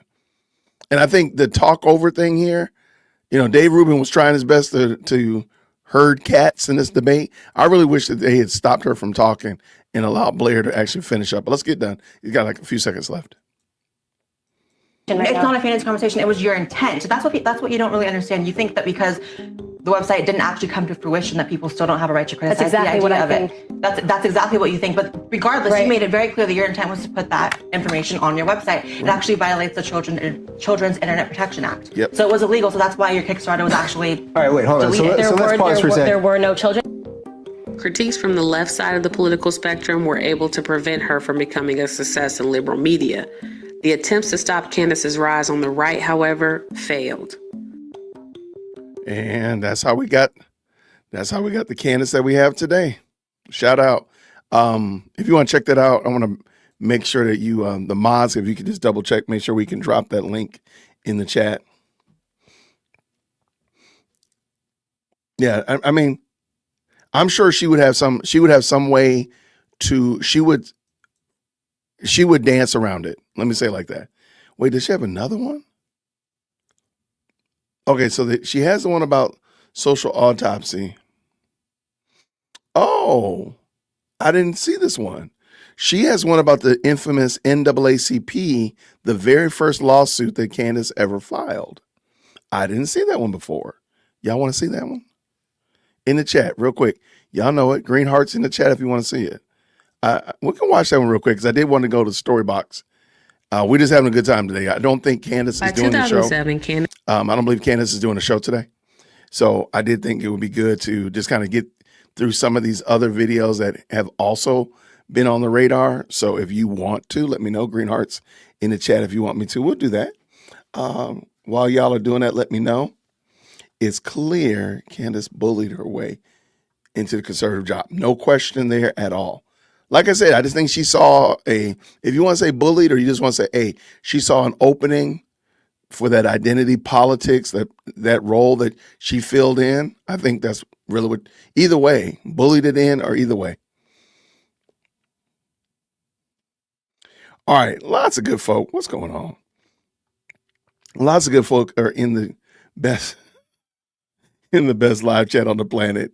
I really do appreciate you. Thank you so much, everybody who's tapped in. Please make sure you hit the like button. I'm trying my best to hit 100,000 subscribers before April 30th of this year. I'm about 37,000 off, so I need to get moving and grooving. So if you haven't already subscribed, go ahead and subscribe if I've earned it. If I haven't earned it, let me know what I need to do.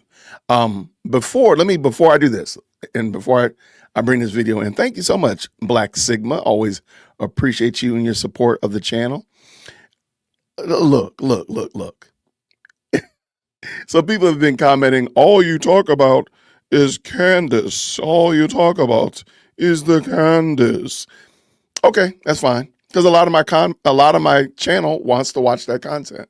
But I think it's adorable that on a day that if you notice this weekend, I dropped 9 videos that had nothing to do with Candace at all.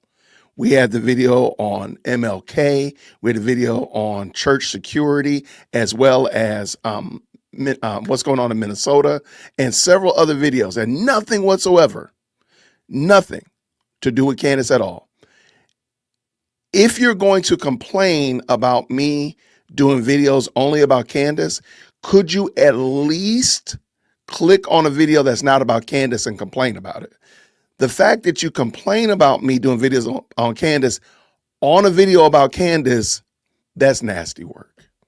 That's nasty work, y'all. At least go to a video that's not about Candace and go ahead and complain. At least do that. I mean, I did a whole video on my comments about Riley Gaines and Riley Gaines, what I said about Riley Gaines, and what I said about God's will for Charlie Kirk to have passed away. People lost their absolute minds. Well, there's a video that's not about Candace. Why don't you comment on that one? You go to a video about Candace and complain about a video about Candace. Y'all can't make that stuff up. You just can't make it up. So I'm just going to put that out there. Shout out to Black Sigma, always supporting the channel. For the record, I still have no sympathy, Daily Wire, PragerU, and yes, TPUSA by not doing due diligence and look at the monster they created. I can't argue with you. I can't. I personally think that, and I've said this, I believe part of the problem was that there was an optics problem. They were going for optics, a lot of them. And this is what the problem with optics is. Whoa. Isn't that funny? Like, why did my camera got to focus right when I did that? All right. That's the problem with being optics, like running for optics. That's the problem.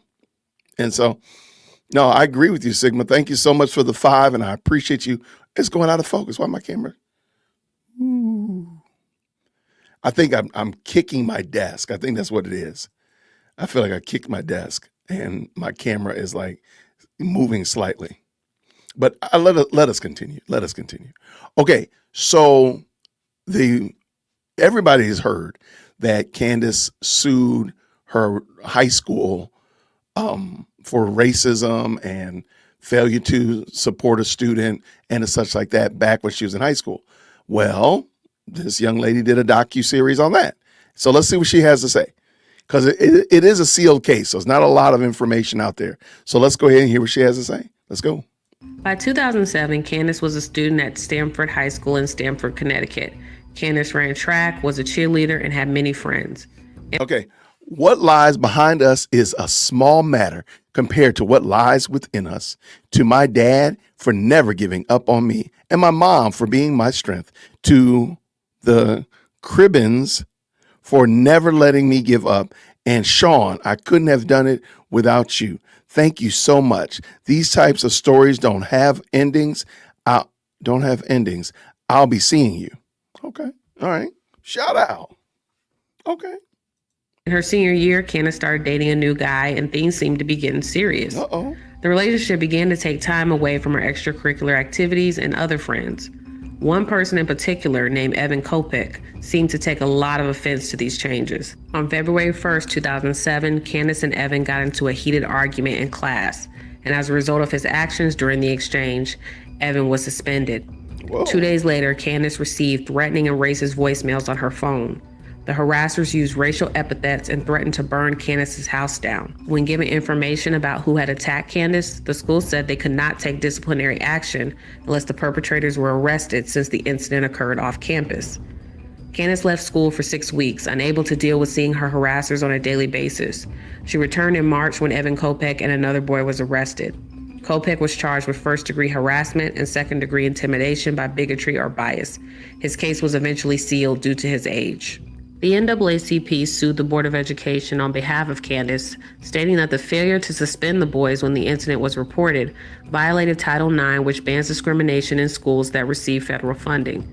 It's not clear if the NAACP approached Candace's family to begin the legal effort or if they were asked to intervene. The Board of Education eventually settled out of court without admitting guilt. In an open letter written on March 5, 2016, Candace recalled, "By some random stroke of misfortune, one of those involved was Governor Daniel Malloy's son, a boy I had never even laid eyes upon. Malloy was mayor of Stamford at the time, and for obvious reasons, the mixture of politics and race proved irresistible to journalists. Soon my face was plastered on the front page of every newspaper across Connecticut, and everyone from the NAACP to Dr. Phil wanted in on the story. Without my consent or involvement, political forces took sides. The NAACP held press conferences outside my high school, which I reluctantly attended. Malloy's political enemies seized the opportunity to criticize him. Within my own family, lines were drawn. My father wanted to press charges. My mother just wanted to keep quiet so I could return to normal life. And all I wanted was an apology. I wanted someone to be accountable, admit they had made a mistake, and just say sorry. But to this day, no one has." The experience of the harassment, coupled with the media firestorm that followed, left Candace depressed and confused. She talked about the many days she would go home after school and cry due to the gossip among adults and students. She also came to feel that the labeling of this incident as a hate crime and these boys as racist was hyperbolic and wrong. Connecticut, do you remember any of us? I do, and I'll be the first to say I am sorry to all of them for having to endure that experience. A group of children dissected and labeled.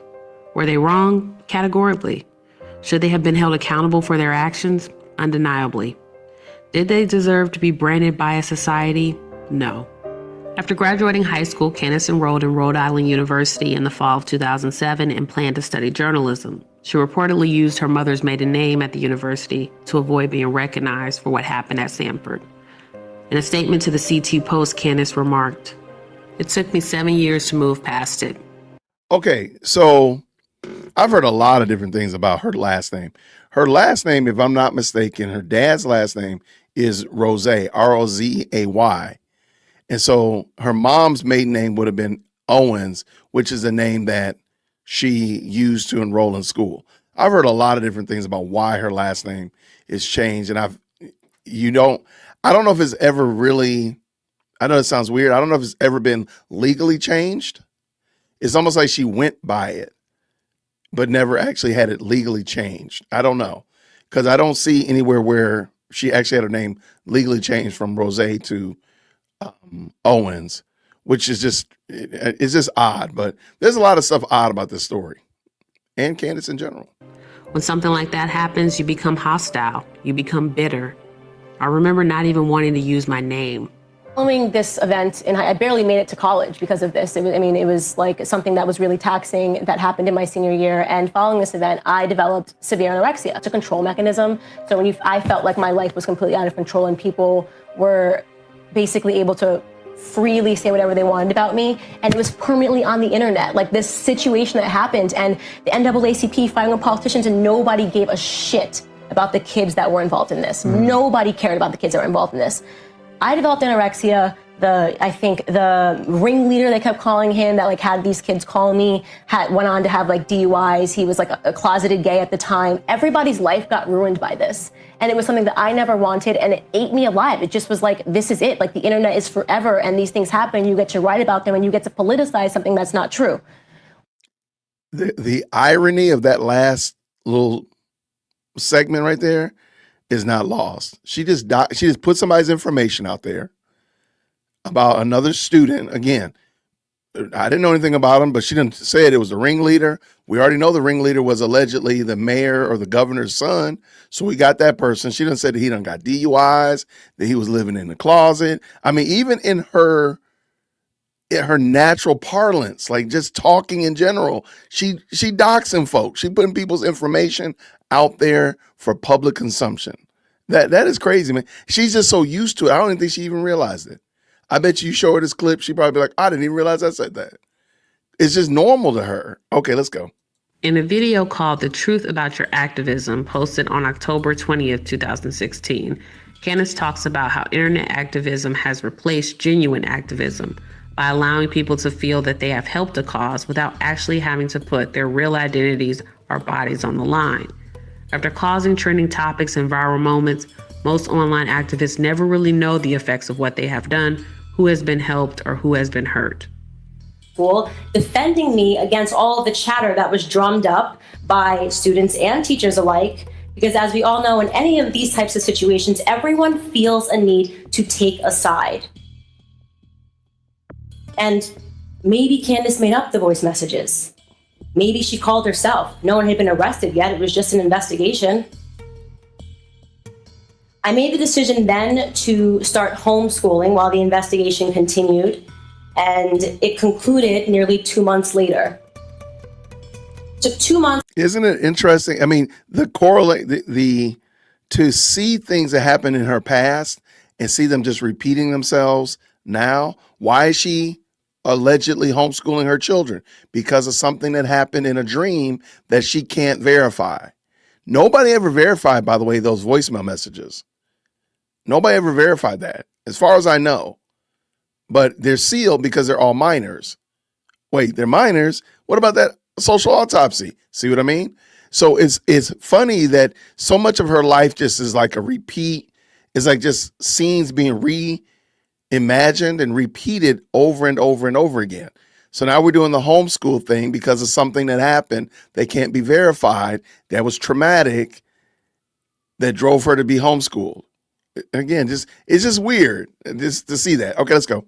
Before all of the boys involved were arrested, and before I was able to return back to school, and my hashtag was allowed to shift into the societal subconscious. And then, of course, everyone forgot about my story. Everyone except for me. Because a few months later, I started college, and I couldn't rid my brain of all of those articles that I had read online about me and all the things that I had read in the comment sections about myself. I was naturally terrified that incoming freshman students that could potentially be my friend would discover these articles and form presumptive hashtags about my character. And I certainly didn't want them to think that I was a hashtag race baiter or that I was hashtag trouble or hashtag anything else. But I couldn't control the internet. What I did, however, discover was that I could control my body. And I began manifesting that experience through severe anorexia, a disease that would stick with me for the next 5 years. It's interesting. She said, I cannot control the internet, But doesn't she say that she controlled the internet and held back the entire internet in 2025 from attacking TPUSA? It's just funny. Like, again, some of these things, the overlaps are kind of like, whoa, that's pretty wild that you said that because you did do something different. Or you've said something different or whatever. It's just, I just want to put that out there. Let's keep it moving. This is a photo that was taken of me 3 years later in 2010, and I went on to lose about 10 pounds after it was taken. And if I am being completely honest on this stage right now, I remember my anorexia very dearly. I had an affectionate relationship with it. It was very hard for me to let it go because it was my best friend for 5 years. It gave me control of my life back. I felt somehow that with every calorie that I avoided, I was also avoiding the problems from my past. And those problems retrospectively could have been solved if somebody had just said sorry and taken responsibility for what happened, which never happened. It's an incredibly interesting afterthought to have that our digital activism over these perceived acts of inhumanity can itself become the act of inhumanity. That as a society, we tend to drum up these hurricanes to combat what may initially have just been a storm. That's because the method of activism has morphed completely. When our parents and our grandparents were coming up, that word required a physical presence. They had to march on the front lawns of the White House to put an end to the Vietnam War. They had to risk their livelihoods to put an end to institutions like segregation. Activism meant maybe being arrested. Activism meant maybe being killed. So they had to care deeply, beyond the concept of a trending hashtag, to voice their outrage. But today we have the internet. And the internet is fast, and the internet is amazing, but doesn't exactly require a physical presence, and it therefore allows us a level of detachment. Is that not, I have to admit, I have not seen this video. This one was new. I hadn't seen this one. Isn't it wild that she has such a disdain for the internet, but she uses the internet to do all of her activism right now? Again, like, it's funny because she's saying that, hey, when our grandparents had to march, they put their lives on the line. They had to physically go to these places. Well, Candace doesn't have to physically go in these places. She unleashes her mobs all around the internet, dare I say globally, to scour and find information. She literally is becoming the thing that she hated in the cyberbullying story. Like, this is craziness, man. The overlap. I'm glad we watched these videos. I will make sure, by God's grace, I'm gonna put all the videos, link them in the description so you can go back and watch them. But it's funny, like, just to hear her talk about this, and she has become the enemy. She's become the thing that she doesn't want. Batman has become the Joker. Oh, that's the end of it. Oh, well, you know, go figure. Okay. Black Leaf, I guess, is the name of that. I don't know. But shout out for sure. That was interesting. It's wild that she has become the problem that she saw in other people. That's wild. That's some wild stuff. All right. And you know, I think it's fair to say maybe the whole thing with the kids, where did the narcissistic injury start? Because it just seems like there's a lot of reloops and replays of different parts of her life are just getting replayed. I'm not saying it's like Groundhog's Day. I'm definitely not saying it's a pound for pound reimagination, but a lot of it seems kind of similar. It just seems weird to me. But thank you so much. Man, what do we got here? Thank you so much, Adam. I think Charlie thought he could change her heart, but like Judas, she belonged not to Christ. She belonged to the streets. You're right, Adam. Thank you so much for the 5. I appreciate you. Y'all, what is 303 did? 303 is them blessed 10 of y'all with memberships. If you got a membership, please make sure you say thank you to Dom C 303. Appreciate you, man. Thank you so much for extending out the membership. We're filling out the family. The church is getting more and more full. We have to, you know what? We have to insert some new pews in the church. Absolutely. What do you say here, my friend? Thank you for the 10. There's no such thing as bad publicity. P.T. Barnum, Candace Owens, is getting talked about, and that's her goal. Any attention is better than no attention, a pure narcissist. Okay, so here, I like what you said there. Thank you again for the 10. But let me propose something to you. You hear her say in this last video segment, she wanted somebody to say they're sorry. She wanted somebody to apologize to her. And effectively, we've heard that in some way, shape, or form, a remastering of that in multiple situations. She wants people to affirm her. She wants people to give her credit for whatever she's done. So here's my question. Is it possible that she thinks that anybody talking about her is better than the fact that nobody is apologizing and acknowledging her greatness or acknowledging her awesomeness or whatever of that nature? So since nobody's acknowledging how great I am, at least I got people saying something about me, even though it's something like I'm tearing down Charlie Kirk's legacy or I'm a narcissist or I'm a very bad person. At least they're talking about me because nobody's acknowledging how great or wonderful I am. Can that work as well? That's just what I'm thinking as it relates to watching her implode. You know what I'm saying? Thank you very much for that. What does Sigma say here? Came back around. What value key word that Candace brought to the table, in my opinion, she was a DEI hire for conservatives to show that they are not, that's 100% it. That's what I was saying when I was saying optics. But yes, that's basically what I'm saying. That, yeah, there was a DEI hire. So again, the conservatives, the right-leaning, the GOP, Republicans, we have to admit that we do the same thing that a lot of the identity politics, we got to admit it. And Candace is, I think, the most egregious example of it.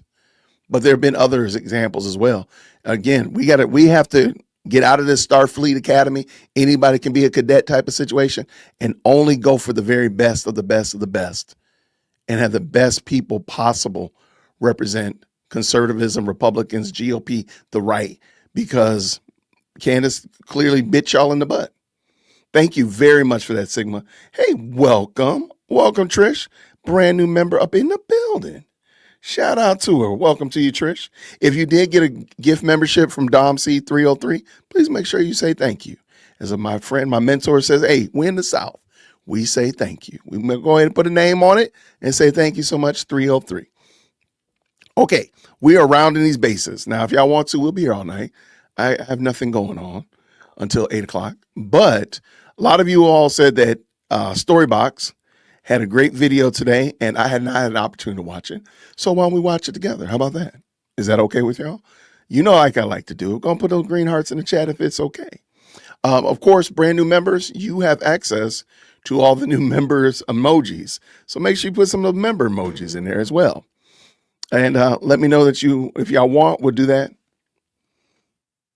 There we go. Yeah, make sure you just say thank you. I appreciate you. She wants to pry into everyone else's background, but we know little about hers. There we go. You know, you right on the money. You are absolutely right. Ginger Faye, you are right. Gina Faye, please forgive me.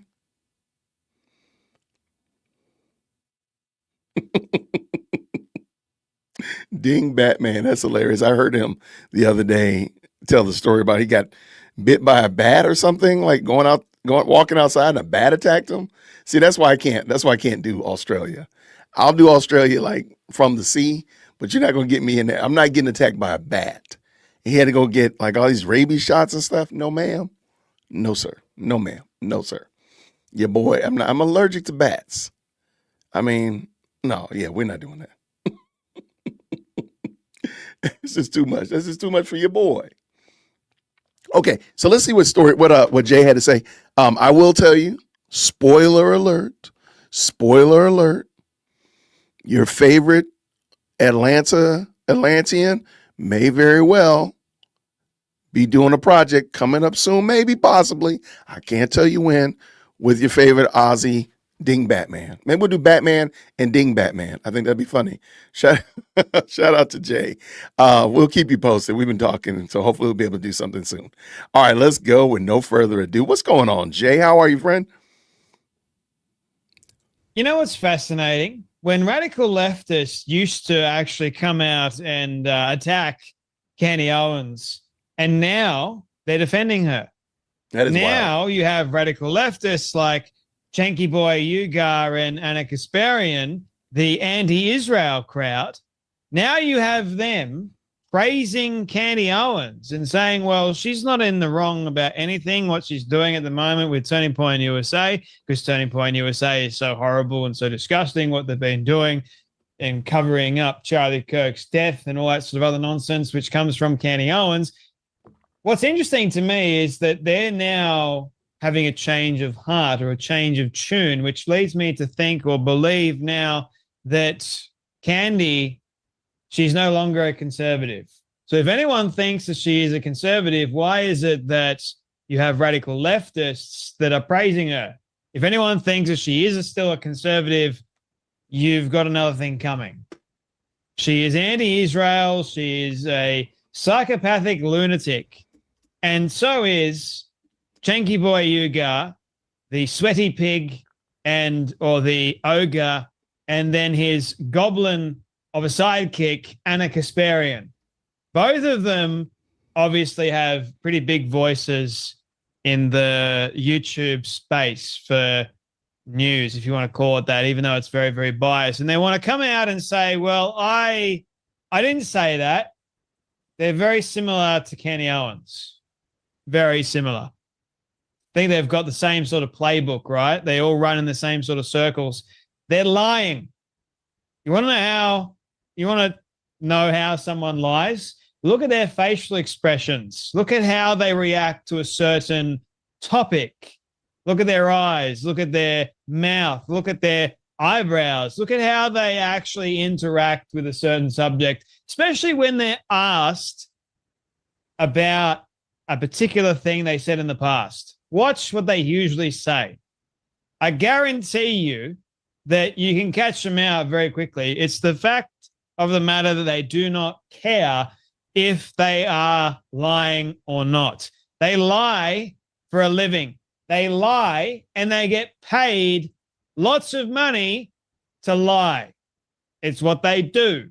And the sooner people realize that, the better it is. I want to show you guys this video. This is from Canary Mission. I think they do a brilliant job at giving you guys like a side-by-side comparison, very similar to what Nathan Livingston and Milk Bar TV does, right? So it's amazing when you put things side by side, things from 2021, they've said it in the past, versus 2025. The internet is forever, guys. Don't forget about that. Have a watch of this.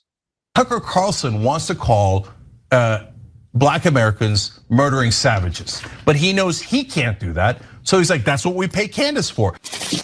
No, I'm not gonna denounce Tucker Carlson or Candace Owens. Yeah, I said it, Candace. You're the worst of the worst. You're a sellout. No, we don't have to denounce her at all, okay? You're scum of the earth. None of that money is worth it. None of it is worth it. There is a concerted effort to make Candace Owens look like she's absolutely insane, but it looks like Candace Owens was onto something. Candace Owens is not someone that anyone takes seriously, including people on the right. The people accusing her of being crazy are the real insane people. Candace Owens, who once argued that the problem with Hitler was his love for globalization and not the fact that he slaughtered 6 million Jewish people. Don't come at me about denouncing Candace Owens until you denounce Jared Kushner. People like Candace Owens lead pathetic lives because they're paid to sell their own identity out. None of the things that she says is true. I guess they get paid handsomely. I don't know how they sleep at night. Firstly, 2021, Candace, you're a sellout. You're a scum of the earth. No, we don't have to denounce Candy Owens. It's 2025. No, we don't have to denounce her at all. Why in the world would we do such a thing like that? Candace Owens is on our side. She hates Israel just as much as I do. So therefore, she's on my team. You know, the only thing these dingbats actually have in common is that they love to lie. They love to lie so much about Israel. It's like you can see it all the time. It's a trend. All of these people, they're anti-Israel. The moment they're anti-Israel, they'll claim to be America first or Australian first. or that they're a Christian or they're Muslim, and they're just vehemently anti-Israel. But guess what? The lie is already there. Can you tell what is the actual lie? That Israel is the big bad wolf, man. Israel is responsible for everything bad. That is the common denominator. The common denominator that these people, these dingbats, have circulated themselves around. They want to tell you that Candace in 2021 is the most horrible human being on the face of the earth. She just sell out. And then a few years later, because she changed her tune towards Israel, oh no, she's the best thing ever. I'm not going to announce Tucker. I'm not going to announce Candace because they've got massive audiences. And why in the world would I do that now? They could ruin the Young Turks. Oh no. I don't think that's even possible, to be honest, because they've got so many leftist dingbats watching them.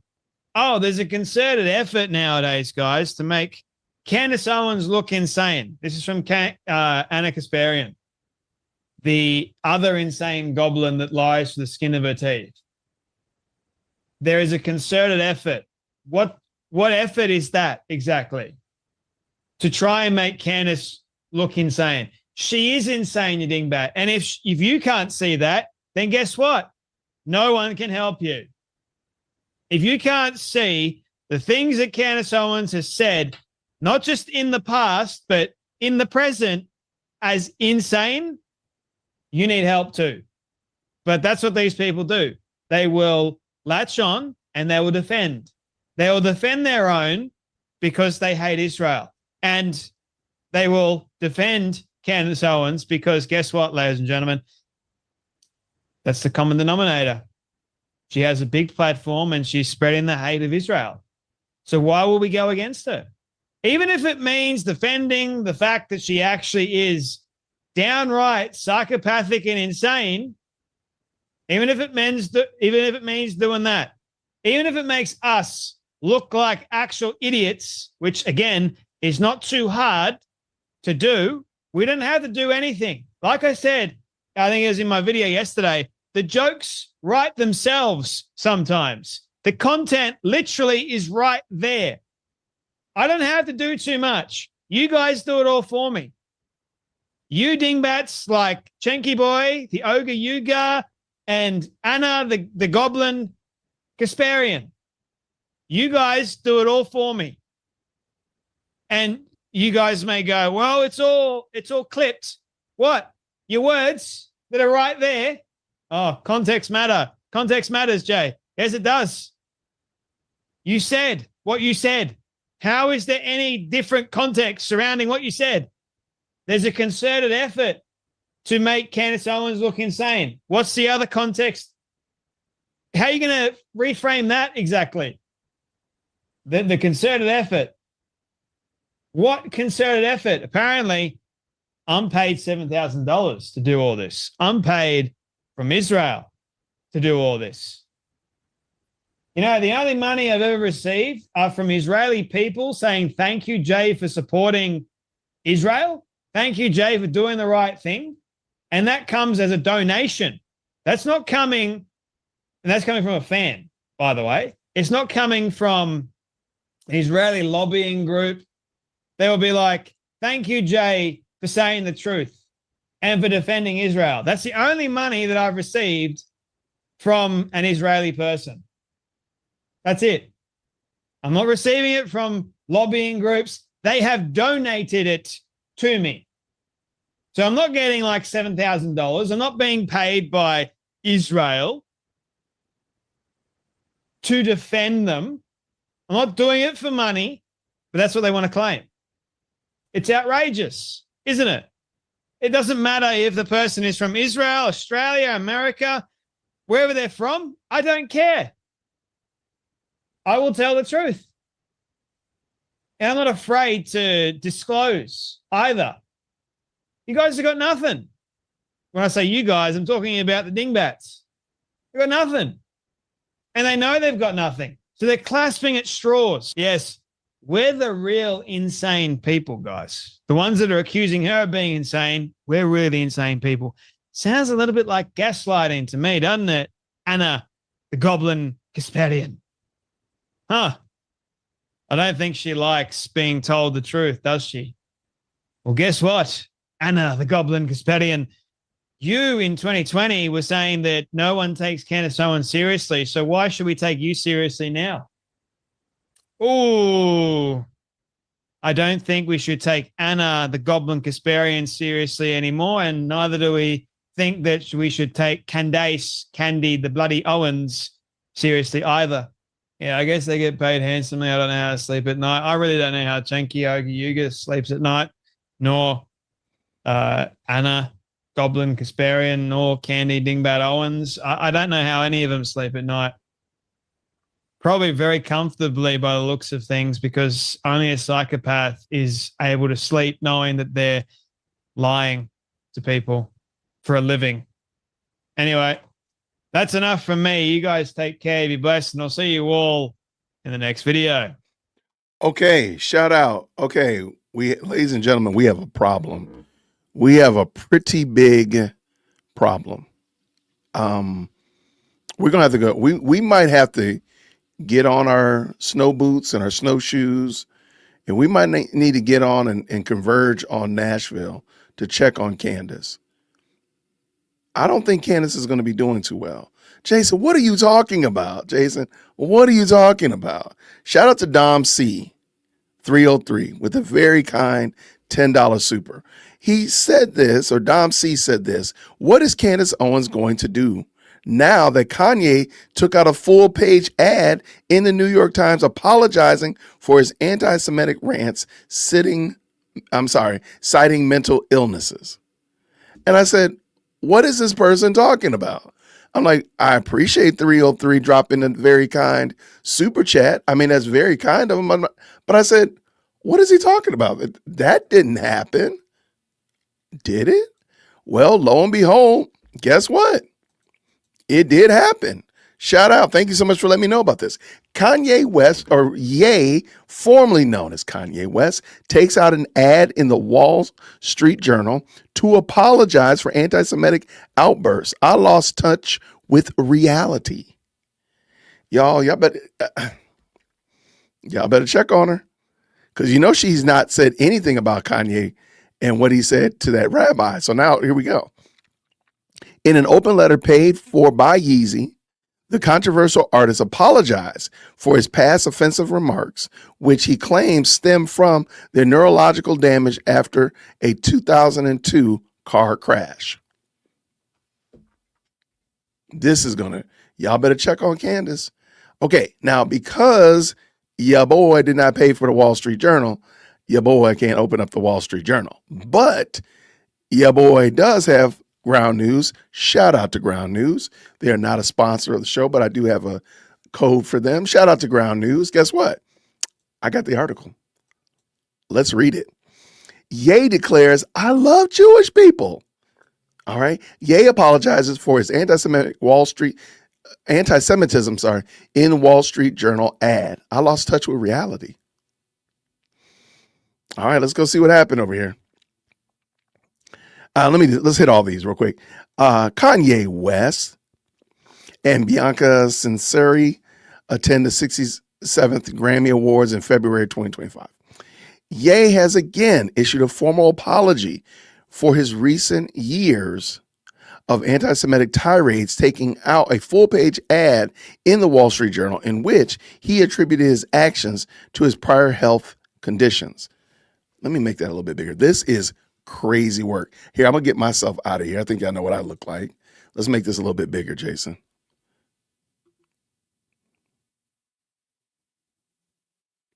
I lost touch with reality. The rapper and fashion mogul formerly known as Kanye West writes in the ad. Later, he added, I am not a Yahtzee or an anti-Semite. I love Jewish people. Ye has reportedly alienated the global Jewish community with broad swaths of his fan base since the fall of 2022, when he first threatened to go DEFCON 3 on Jewish people. Last year, he bought a Super Bowl ad and promoted t-shirts with swastikas on them, then released a song called Hail the Failed Art Student, which a group of far-right anti-Semitic influencers, including Nick Fuentes, recently played at a Miami nightclub in a viral incident. The Journal adds marks the latest in a series of apologies from Ye, which also include a May 2025 declaration that he was done with anti-Semitism and apologizing in person to an Orthodox rabbi in November. I like, why is she not mentioned any of this? Why has Candace not mentioned any of these falling outs or disagreements or whatever like that with Kanye West? Because again, she was touting Kanye West. She was quoting him like that was Bible. So why are you not quoting this now that he's made some changes to his ideology about the Jewish people? Let's keep going. In the ad, Ye writes that he experienced head trauma from a car accident 25 years ago that went undiagnosed until 2023, which caused serious damage to my mental health and led to bipolar type 1 diagnosis. He has been open about his bipolar disorder for years. I didn't know that. I thought bipolar was, I didn't think it was brought on by trauma. I didn't know that. I thought bipolarism was something more like a chemical imbalance, not I got into a car accident. But I could be wrong, man. I'm praying, as you say, I'm praying for the brother for sure. I'm sure he's been going through some struggles. I mean, with his mom passing, all the stuff going on with his marriage and his kids and stuff like that. Let's keep this dance going. In that fractured state, I gravitated toward the most destructive symbol I could find, the swastika, and even sold t-shirts bearing it, Ye writes. He describes disconnected moments and reckless behavior stemming from his disorder while noting it does not excuse what I did, though. Ye also apologized to the Black community, which held him down through all of the highs and lows in the darkness of time. Okay, all right, shout out. After his open embrace to Nazism, which had followed his promoting of the phrase White Lives Matters, many of the Ye's former allies and collaborators in the Black community abandoned him. His music remains popular on social media and underscores many Instagram posts and other user-generated content. He said he's been embarking on an effective regimen of medication therapy, exercise, and clean living, concluding, I'm not asking for sympathy or a free pass, though I aspire to earn your forgiveness. I write today simply to ask for your patience and understanding as I find my way home. Okay, kind of want to read the letter now. Ye normally active social media accounts where he has shared anti-Semitic language and imagery in the past were quiet Monday morning after the apology ad ran. He has maintained an active performance schedule. This week, he's scheduled to play 2 high-profile concerts in Mexico City. I didn't know he was still traveling. I didn't know he was still performing. Okay, shout out. Even amid his recent apologies, Ye's record of anti-Semitism continues to motivate popular anti-Semitic influencers. In recent days, Candace Owens, a far-right pundit and anti-Semitic conspiracy theorist whose own collaborations with Ye directly precipitated his public anti-Semitism, that's a long sentence, had returned to sharing some of Ye's initial anti-Semitic tweets with her followers. This tweet is a whole vibe. She wrote about his DEFCON 3 tweet. Owens has been promoting allegations that Israel was involved in Charlie Kirk's assassination. Wow, man. Okay. Yo, shout out real quick.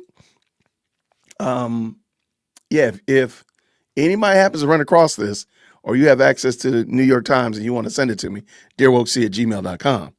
I will gladly take care of it. I'll take good care of it. I will. Yo, shout out for sure. Thank you so much, 303, coming up in here. Y'all put 303 in the chat. Go ahead, man. 303. I appreciate that. I didn't know. I was totally asleep at the switch. Y'all let them know we appreciate him. Thank you so much. All right. I think she's a reprobate minded and needs prayer. Yep. Same with Barron and Ian. While they accused TPS at Calvary Chapel by the Bible verses, they espouse false Christianity. No argument from me, goats and a dog. No argument from me. Shout out to 303. Yeah, that was good. Thank you very much for that. I didn't see it coming. I did not see it coming. Who had that on their bingo board? 2026 is already coming out the gate, hot and heavy. Shout out to 2026 for sure. Okay. All right. What'd you say? Candace is trapped. What? Candace has trapped herself in a corner with that. Yeah. I mean, she's elevated Kanye West to, like, how does she separate herself from this? So now if she comes on tomorrow, she's going to have to talk about that. Because I'm sure somebody's already emailed me the article and I'm going to read it. So I'm going to be here. I'm here for all of the shenanigans. So I'm here for that. So that's going to be wild. But she painted herself in the corner a long time ago. I personally believe. What we got? Okay. So yes, people have been asking about this Larry Elder, Josh Hammer interview that happened. When did this happen? This was about 3 or 4 days ago. I got it 2 days ago. Un momento, por favor. 1 second.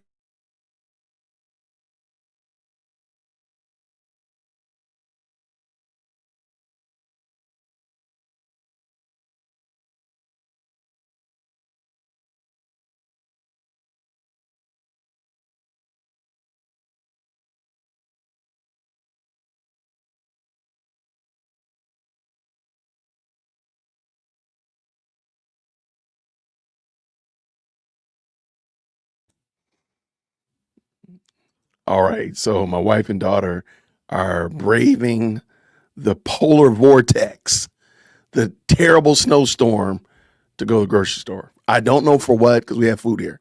I'm like, what do y'all just want to get outside? That's all. They've been in the house since Saturday, so I ain't mad at them. So they're going to the grocery store for what? I don't know what y'all going to the grocery store for. Anyway, let me bring y'all in with Larry Elder and Josh Hammer. All right, this was an interview again that happened on Larry Elder's show. Just to give a little bit of context, he asked him the usual questions, so we'll get some of the answers that we've heard from Josh in times past. So let me bring him on. Y'all check it out. Green hearts in the chat when you can hear. There has been a rise of anti-Semitism, not just on the left, but also on the right. And as I understand it, you were accused of somehow being complicit in the assassination of Charlie Kirk by a very well-known, formerly pro-Trump conservative who's now become, I don't know what Candace Owens has become. How did you react to that? Talk to us about that. Yeah, Larry, it's I mean, Charlie and I had gotten very close in the final year and a half of his life. We were in daily communication. He was a friend. I cried my eyes off. I mean, I think the only time I've actually cried on the Josh Hammer show was after Charlie's death. I have not cried at any other time, I don't think, on the show. Mm-hmm. So it was actually over a Jewish holiday. It was over the Jewish holiday of Sukkot, the festival of booths of tabernacles, as many Christians know it. And it's actually, you know, in Leviticus, we're actually commanded to rejoice on this holiday. So this dichotomy was such that I was rejoicing offline, as religious Jews do, with my family. And I come back online, and I see that while I was off for 49 hours, Candace Owens had said that Josh Hammer had foreknowledge of Charlie's assassination and therefore was complicit. And it's nasty stuff, because these are not innocent words, Larry. You know, they actually arrested someone in Texas for issuing online death threats against me and a few others, no doubt riled up by Candace Owens, who this individual was following on social media. So it's just galling stuff. I mean, I was among the first that she has accused. Now it's been Erica Kirk, Andrew Colvett, I mean, any number of others as well. Seemingly, there's a new conspiracy theory by the day. So I initially did a 25, 30-minute video just responding, and that was kind of a soft launch, actually, of our show, mm-hmm. Join the Salem family. And it's just awful, because it's awful when people who had compelling good things to say, just for XYZ reasons, just go down this ultra dark conspiratorial rabbit hole. Unfortunately, Candace Owens, as you know, Larry, is not the only one. She's among the most prolific, let's call it there. But unfortunately, this mind virus is spreading. She's particularly disturbing to me because she wrote the foreword for my last book. We used to be very, very close. I went to her wedding. She once referred to me as her mentor. Wow. I thought of her as kind of like the daughter I almost wish I'd had. Wow. And some of the things that she's been saying recently, I just can't believe it. And Dennis Prager, my colleague here at Salem, wrote her a very long letter, point by point, addressing some of the things that she said that were anti-Semitic. And she promised she'd respond. And she didn't. Dennis made the letter public, and she still hasn't responded. I remember reading that letter very well. I read it word for word that very evening there. Dennis, as he always does, did an amazing job there. I mean, the reason that she's not responding is because I think she knows that she can't, there's nothing to say here. I mean, when you're spouting medieval style blood libels, which is among the things that she has done there. I mean, this most recent video that she did, she was waving this book called The Talmudic Jew, which is written by an infamous late 19th century German anti-Semite. I mean, this stuff is not defensible on grounds of logic or principle or intellectual heft. So, Josh, what happened to her, in your opinion? The temptation to say follow the money, things like that. What, in your opinion, is going on? I know you don't know for sure, but what would you speculate?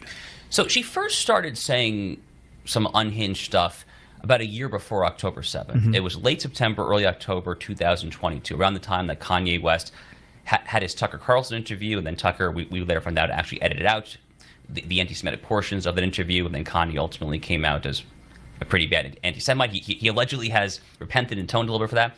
But Candace was becoming very chummy with Kanye around that time, around the time that Kanye was saying that he was going to go DEFCON 3 on Jewish people and doing his whole pro-Nazi, pro-Hitler thing. So my working theory, and I have no proof of this, but my working theory is that Kanye had a hand in Candace's radicalization. A lot of this rhetoric, Larry, this rhetoric of the synagogue of Satan, it's very Louis Farrakhan Nation of Islam type rhetoric. And by the way, again, this rhetoric is not isolated. So, for instance, this horrific recent arson attack against the largest synagogue in Mississippi about a week and a half ago, if I recall, the arsonists described this synagogue in Jackson, Mississippi as of the synagogue of Satan. So again, people can connect the dots there, but it seems to me not outside the realm of possibility that much like the person they arrested who was making threats against me, that this individual might have been riled up, inspired by Candace Owens. But my best guess is that this is probably the effect of Kanye West. I don't think she's being paid off. That's not my guess. Some people probably are. I do think that there's a lot of Qatari money that's slushing around in certain pockets of the American influencer space right now.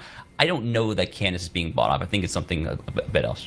All right, let's talk about the Gaza deal. Trump had a 20-point plan. One of them was to make sure that Hamas is disarmed. Hamas is not disarmed. What's the status right now of the conflict between Israel and Gaza and Hamas?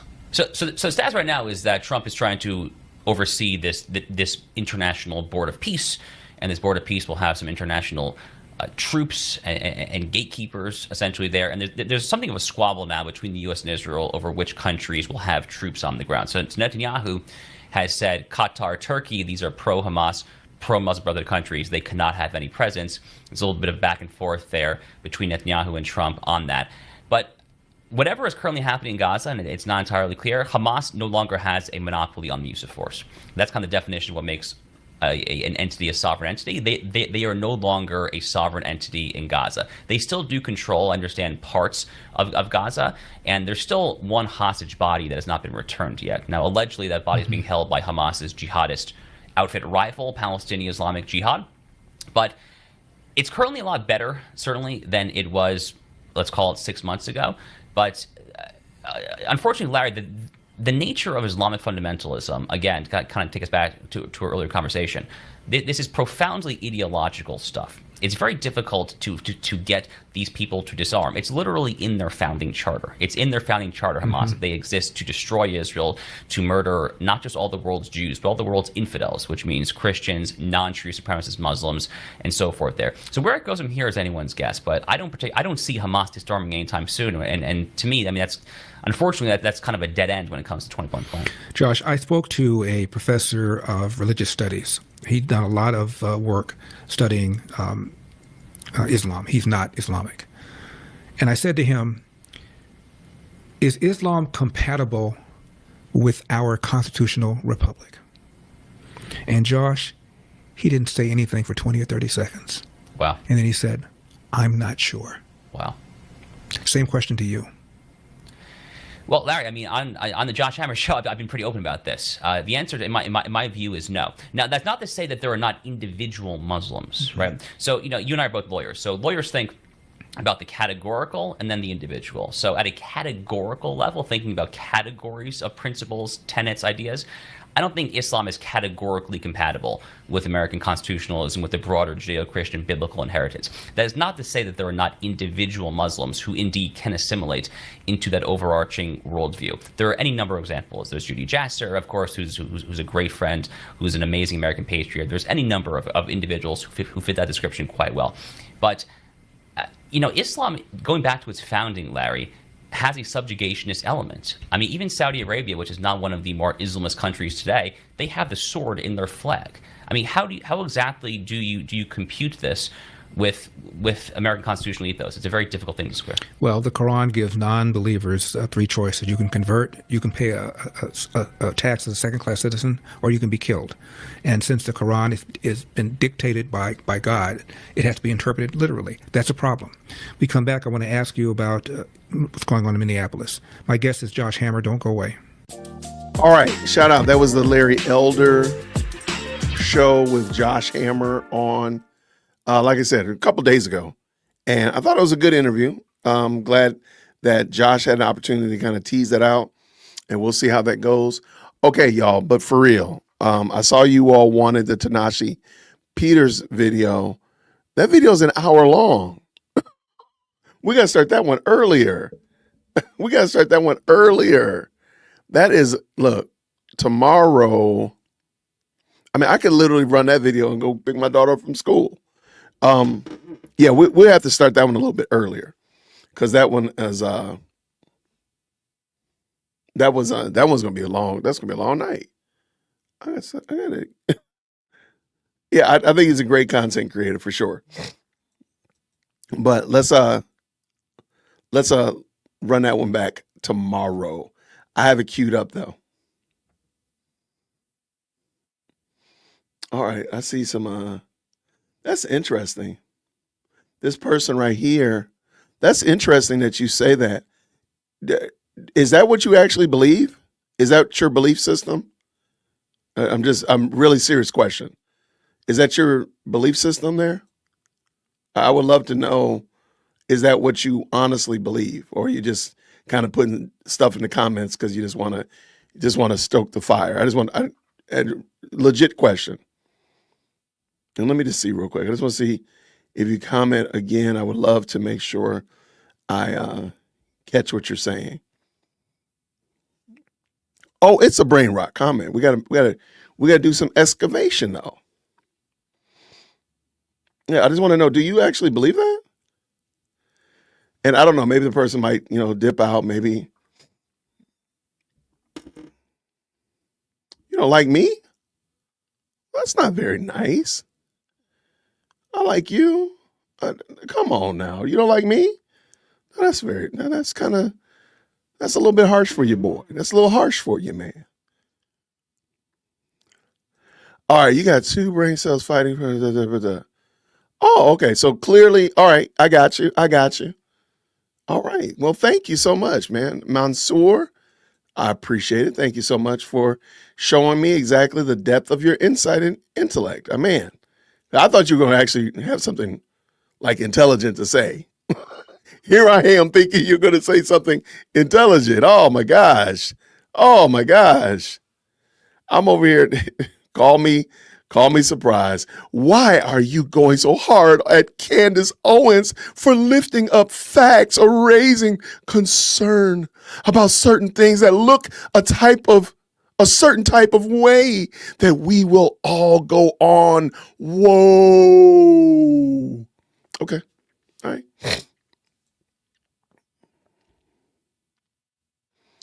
All right.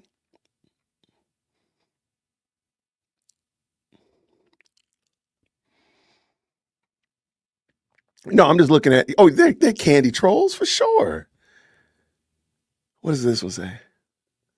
There is no intelligent. Oh no, y'all. Now he's insulting the whole chat. How you gonna insult the whole chat and your name look like a cuss word? I mean, your name got more vowels in it. Wait, how you gonna say that? How you gonna insult the whole chat? How you gonna do that? How you gonna do that, man? That just shows the low budget, low IQ activity going on in Cantifa. You know what though? How about this one, Jason? I'm gonna drop the link for that person. I'm gonna drop the link in here. You or my friend, the lady that says she don't like me. I'm dropping the link in there. All I ask is that you don't use profanity, that you have your camera on. Just real quick. I just want to do real quick while my wife and kids are running to the grocery store. Okay? Oh, is that okay? Okay? I dropped the link for you. I would love for you to come on and explain to me.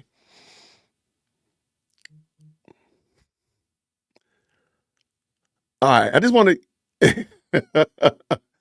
Harry 1922, see, you picked up, you know what I'm doing over here. You know what it's about. Okay, real quick, I'm just dropping the link in there. If you want to, come on.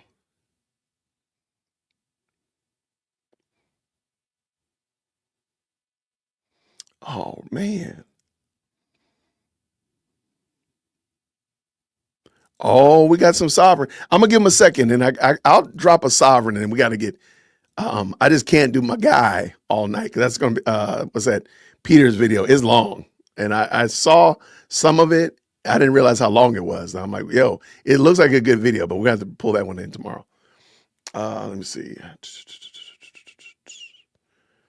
Man, Will Smith is having a rough go at it, man. What's up with that?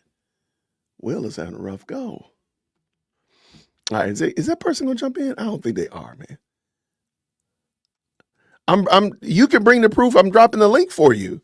Here's the link for you. I want you to come on and tell me whatever it is that you need to tell me. I dropped the link for you. I don't do this often. I'm in a good mood. So I'm dropping the link for you. The link has been dropped. All you gotta do is click on the link, make sure your camera is on, make sure that you don't use profanity, and that you stay on topic. That's it. That's all you gotta do. And I will let you explain to me what I'm missing. And I think it'll be worth it. I think it'll be worth it.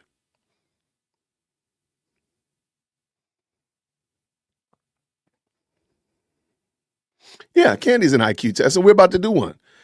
I'm waiting to see you. Either one of my friends, you're welcome to come on.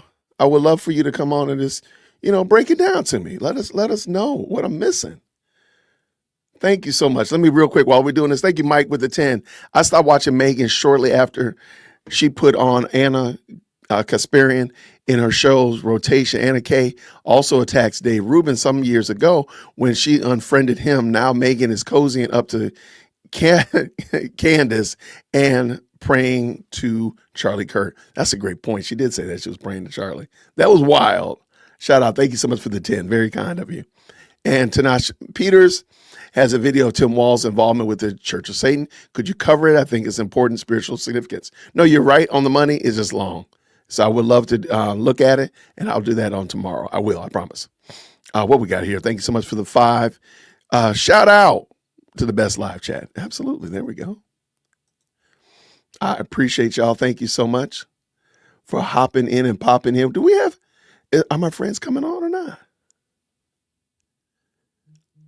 I don't think they're coming through. That makes me a little bit sad.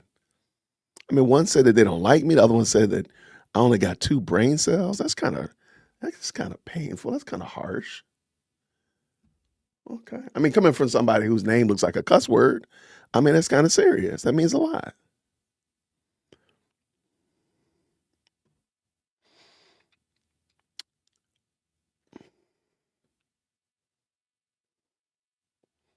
Okay, looking at what's going on in the best live chat on the internet. Jason, can you show the other story box 8 tactics of Candace?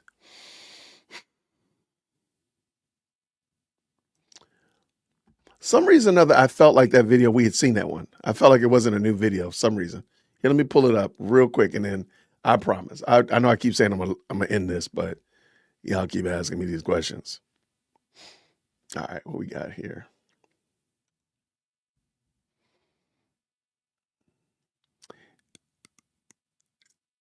Here, let's do it real quick. This is you know what it is? Okay. The reason I said the video looks familiar is because it's we did the What Do You Mean video. Yeah. Yeah, it's he's basically going over John's video from What Do You Mean? Great video, by the way. We've actually talked about it on this channel. Let me just double check. Has my friend decided he's gonna come in? All right. Well, I dropped the link. I can't do it again, just in case, Mon Chéri wants to jump up in here. I'm gonna drop it last time. Now they're not jumping in. Man, that's messed up.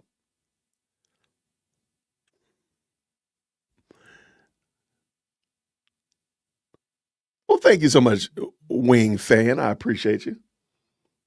All right. Here, let's bring this in very quickly, and then we got to get this party going. What about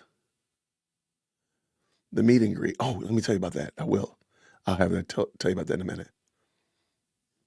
All right. Let's get this in.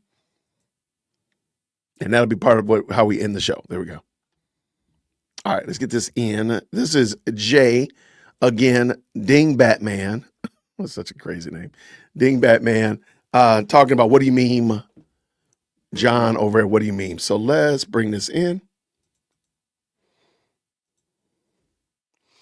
All right, Green Hearts in the chat when you can hear. He does excellent work, and I want to give him props for doing such excellent work. And that is What Do You Meme? If you haven't seen his channel, I definitely encourage you to do that. He has a very grounded, a very wise approach and a very biblical approach to all the videos that he makes. And I highly appreciate all of his takes. I don't think I've found myself disagreeing with him too many times, I don't think, even once. I can't even remember a time that I disagree with him once. So there was a video that he did last year that was absolutely brilliant, and I didn't get around to making a video about it, but it had to do with the 5 tactics that Candace Owens uses to pretty much get away with her whole stick or her whole lies. And I want to show you that video. And I wanted to add on, in light of recent events, I want to add on a few more other tactics that Candace Owens uses to get people to believe in her lies. I think it's important that you all understand this. As I've made, I don't know how many videos now on Candace Owens, I think, considering that I have pretty much studied her behavior and looked at a lot of the things that she said and done, I mean, I think it's quite evident to point people to these particular tactics. And I also want to show you my mate Wolfie on X. You can go and follow him there if you like, but he's done some brilliant work in breaking down the Candy Owens insane theories, right? So here is the first page. This is just the first page. It is huge. If you want to see the full thing, then I'll link it in the show description over on my X account because I shared it over there. And Wolfie is also linked, so you can go check that out too. But he's done some brilliant work in dissecting every single one of Candy Owens's insane claims. And it goes back to one of the tactics that Candy Owens uses a lot, anomaly overload. So it all ties in, right? But you want to control the narrative as best you can. So share as much information as you possibly can in one episode so people aren't able to really sit through and think through all of the crazy accusations or theories you've come up with in just one episode. It's crazy stuff, but she does it. It's one of her tactics, and there are 6 pages at the moment. Here is a second page. Honestly, you have all of the people that Candy Owens has accused. You have the Zodiac Killer, the French Legion, White Lotus, Andrew Colbert, Cabot Phillips, Erica Kirk and JD Vance, Romanian Angels, Operation Paperclip, Liberty University, Tulsa Turning Point USA's firings, Moon Inc., the whole list, man. Here is the third page. Falwell family, Liberty Lost, the military, Eastern Europe, the you-know-what trafficking, Operation Mocking Pastor, Trump pageantry. This is, I think, the 4th one. You have the Dreams. You have Project Looking Glass, Turning Point Faith. You have drones, cease and desist letter, Erica Kirk, Robert Flood, Bill Montgomery, Frank Turek, Lyle Reams, SOS Liberty, And it just keeps on getting worse and worse every single week. So Wolfie initially came up with, I think it was only 1 or 2 pages, and then it just exploded from there. Like the first page, I think every single page is brilliant, but you go through all of them and underneath, so you've got the titles of each, and then you got underneath them the subheadings, what they have to do with, like all tying into each other. It's brilliant work. So I don't know. I don't think Candy watches this. I don't think Candy follows me on X. I don't even know if she's aware of me. That's beside the point. But Candy, Wolfie did an amazing thing. And if you're not seeing this, whoa. First and foremost, this is part of truth telling, laying out all of the claims that one has made and seeing whether or not she can actually remember her story. You know, as a tactic. So she will lay out her story. So lay out 1 fact, 2 fact, 3 fact, 4 fact that she thinks is a fact. And I would love for somebody to ask her if she can say it backwards. Because liars are very good at laying out the structure of a lie very easily. But then saying it backwards, they haven't thought that far ahead. They don't really know how to say it backwards or what they've said just a moment ago, right? It just completely escapes them. And liars are very, very good at lineal, straightforward. But backwards, back to forward, no way. They can't even do it. It's quite fascinating how the human brain works. And again, I said it in one of my other videos, but all you've got to do is watch Candy Owens' body language, her mannerisms, especially after she makes a point, right? Just watch it. Watch her facial expressions. Watch how she maneuvers things. Very clever what she does, except it's not when we know what we're looking for. So here is What Are You Memes video. It's about 12 minutes long, and then we'll go through some of the other tactics that Candy Owens uses. Have a watch of this. Candace Owens might be one of the most persuasive voices online right now. What she's really doing, whether she knows it or not, is one of the most effective persuasion formulas on the internet. Her videos on Charlie Kirk's assassination have averaged millions of views, and Candace is incredibly good at one thing, making people feel certain without ever proving anything. So I sat through all 36 hours of her investigation so far, every clip, every theory, just to see what's really going on. And what I found were 5 tactics that make Candace Owens not just convincing, but dangerously persuasive. And once you see them, you won't be able to unsee them.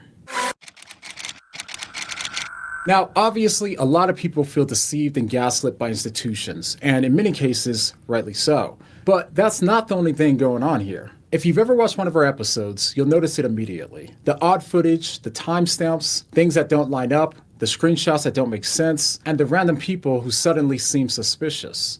But she doesn't just give you 1 or 2 of these. Every episode, she throws out more than you can count. Nearly 15 in this video alone, sometimes over 20. In fact, I say that this is virtually the entirety of her episodes. She gathers anything that could look suspicious, even if it could be random or unrelated. On 9/4, Akash Patel as far as November and December. Then we have Frank Turek on October 7th. Well, Megyn Kelly. And with so many anomalies being introduced every episode, at least a couple of them will strike you as strange. And given the sheer volume of her claims, your ability to think carefully about any of them gets drawn out by the sheer number of them. By the time you start to think critically about one date, or rumor, or insinuation, she's already moved on to the next. So eventually what happens is you stop paying attention to the quality of the evidence, and you're overwhelmed by the quantity, leaving you to conclude that there's just simply too many strange things occurring for there not to be something more going on. This can be thought of as an anomaly overload. It's what happens when a flood of speculation starts to feel like evidence, and when the gaps in our knowledge become proof that something sinister is happening. What's going on here? What are Egyptian military subcontractors doing in the middle of Provo, Utah on the day that Charlie Kirk was assassinated. And even though she hasn't proven anything yet, within one episode, you've already moved on from curious to convinced. And all she had to do was to keep asking questions. The crime that you were not allowed to commit. Just asking questions. Okay, but her asking questions is exactly what's in question. If you listen closely to her podcast, often she is just asking questions, but in a way where people hear much more than just the question. Sometimes she makes the implications clear, as she did when implying that Donald Trump was involved in Charlie Kirk's assassination. I think it is a circumstance where we just know that he was truly betrayed in one of the most egregious ways that I think I've ever seen. It has made me lose faith in politics. It has made me fully lose faith in Trump. And my heart aches for the fact that he gave so much of his life to Trump and to politics. And they just were like, nope, that is it. It serves us or doesn't serve us, and we want to move on. And so here's a holiday. Bro, what is with them giving people a holiday after they kill them? As soon as they give you a boulevard and a holiday, they definitely killed you. There's no question. They killed you. But most of the time, she stays just short of an accusation. Her questions are often laced with heavy inflammatory suspicion, framed as innocent curiosity, while implying someone's guilt or their hidden motives.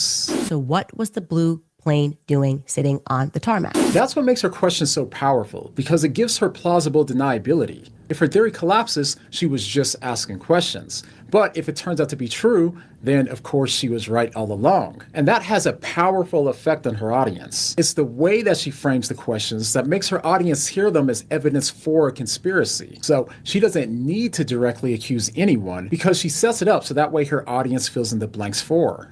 But questions aren't evidence of anything sinister happening. When it comes to actual evidence, it's how she controls the evidence that's one of the most important tactics that she uses.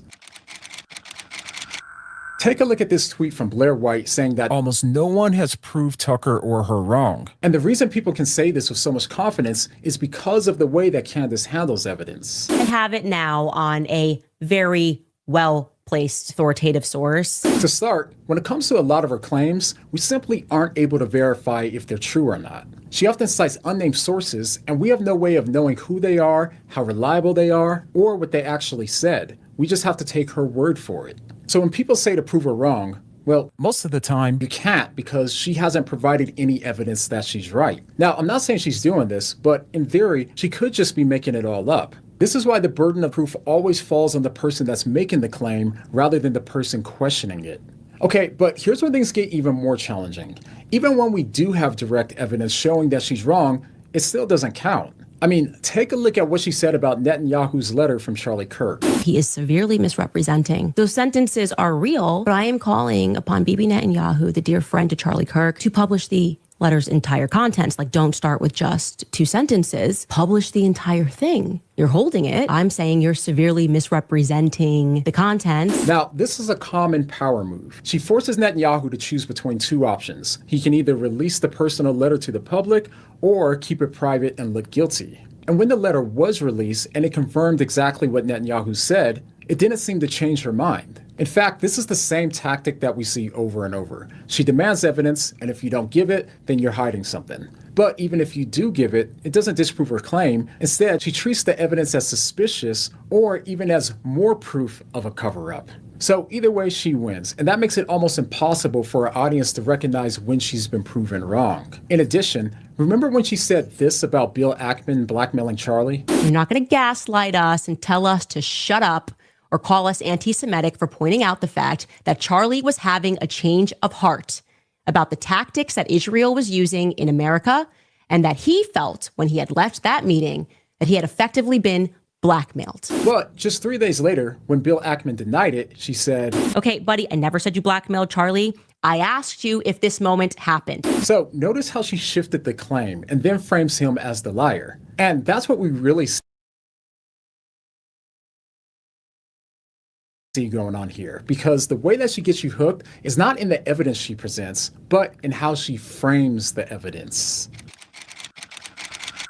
You see, at core, humans are emotional beings and we respond strongest to emotional arguments. And on social media, nothing spreads faster than moral outrage. It gives us a sense of righteous anger, the feeling that we're on the side of good and standing against evil. And this is something that Candace has nearly mastered, because in every episode, she leans into moral outrage, not just about what happened, but about why more people aren't as angry as she is. And she regularly questions anyone that isn't digging into the case the way that she is. We all feel that something is spiritually wrong, and yet these people are trying to tell you if there's nothing to see here. Okay, but if you pay close attention, you notice that she isn't just assuming the very thing that she hasn't proven, that Tyler Robinson wasn't the shooter. She's also treating disagreement with her as a moral test. In her framing, if you disagree with her, you're not just wrong, you're morally wrong. Or worse, morally compromised. People are afraid to disagree with her, not only because they're worried about being attacked by her and her fans, but they'll also be painted as immoral, naive, or corrupt. So whether she intends it or not, she creates a powerful good versus evil dynamic. And that's why any disagreement that me or others have with her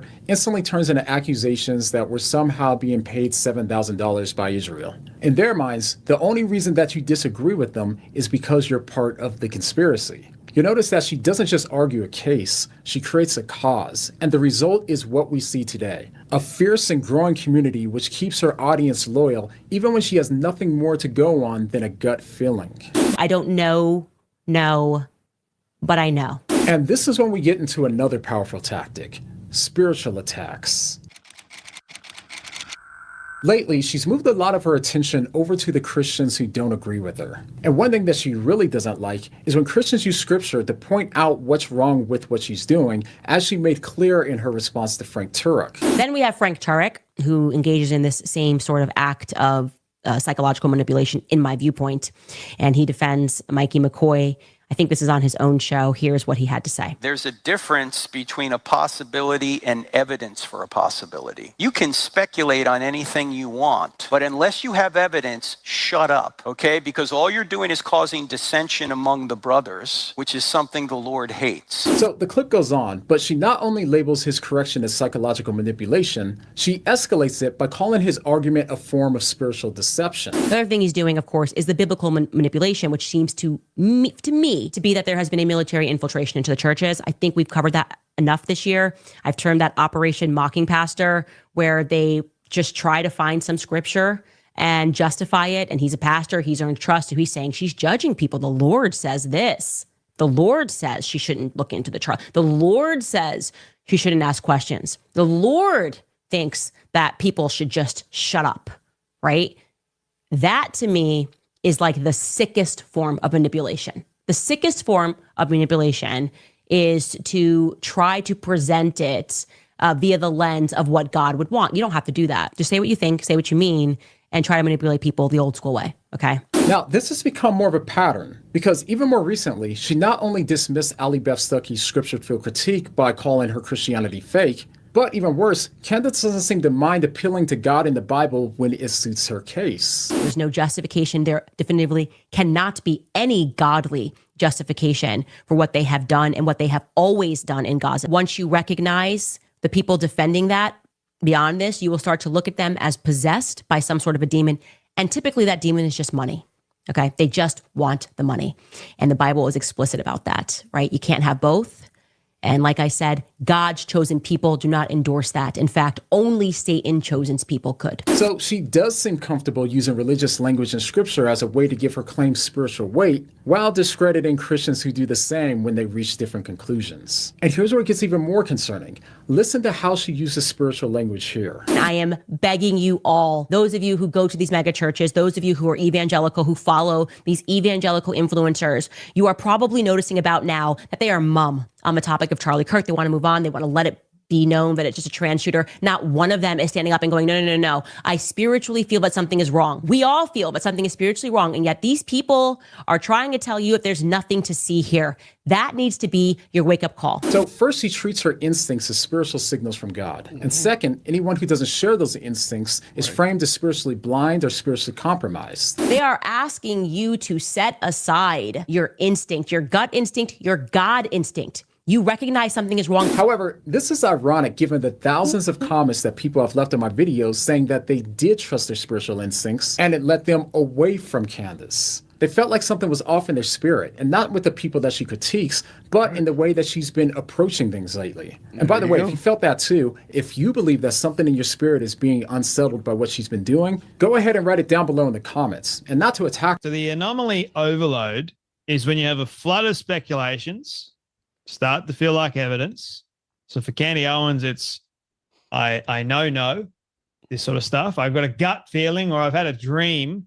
She has way too many speculations or accusations she's throwing out there. So one has to try their very best to go over all of the accusations or the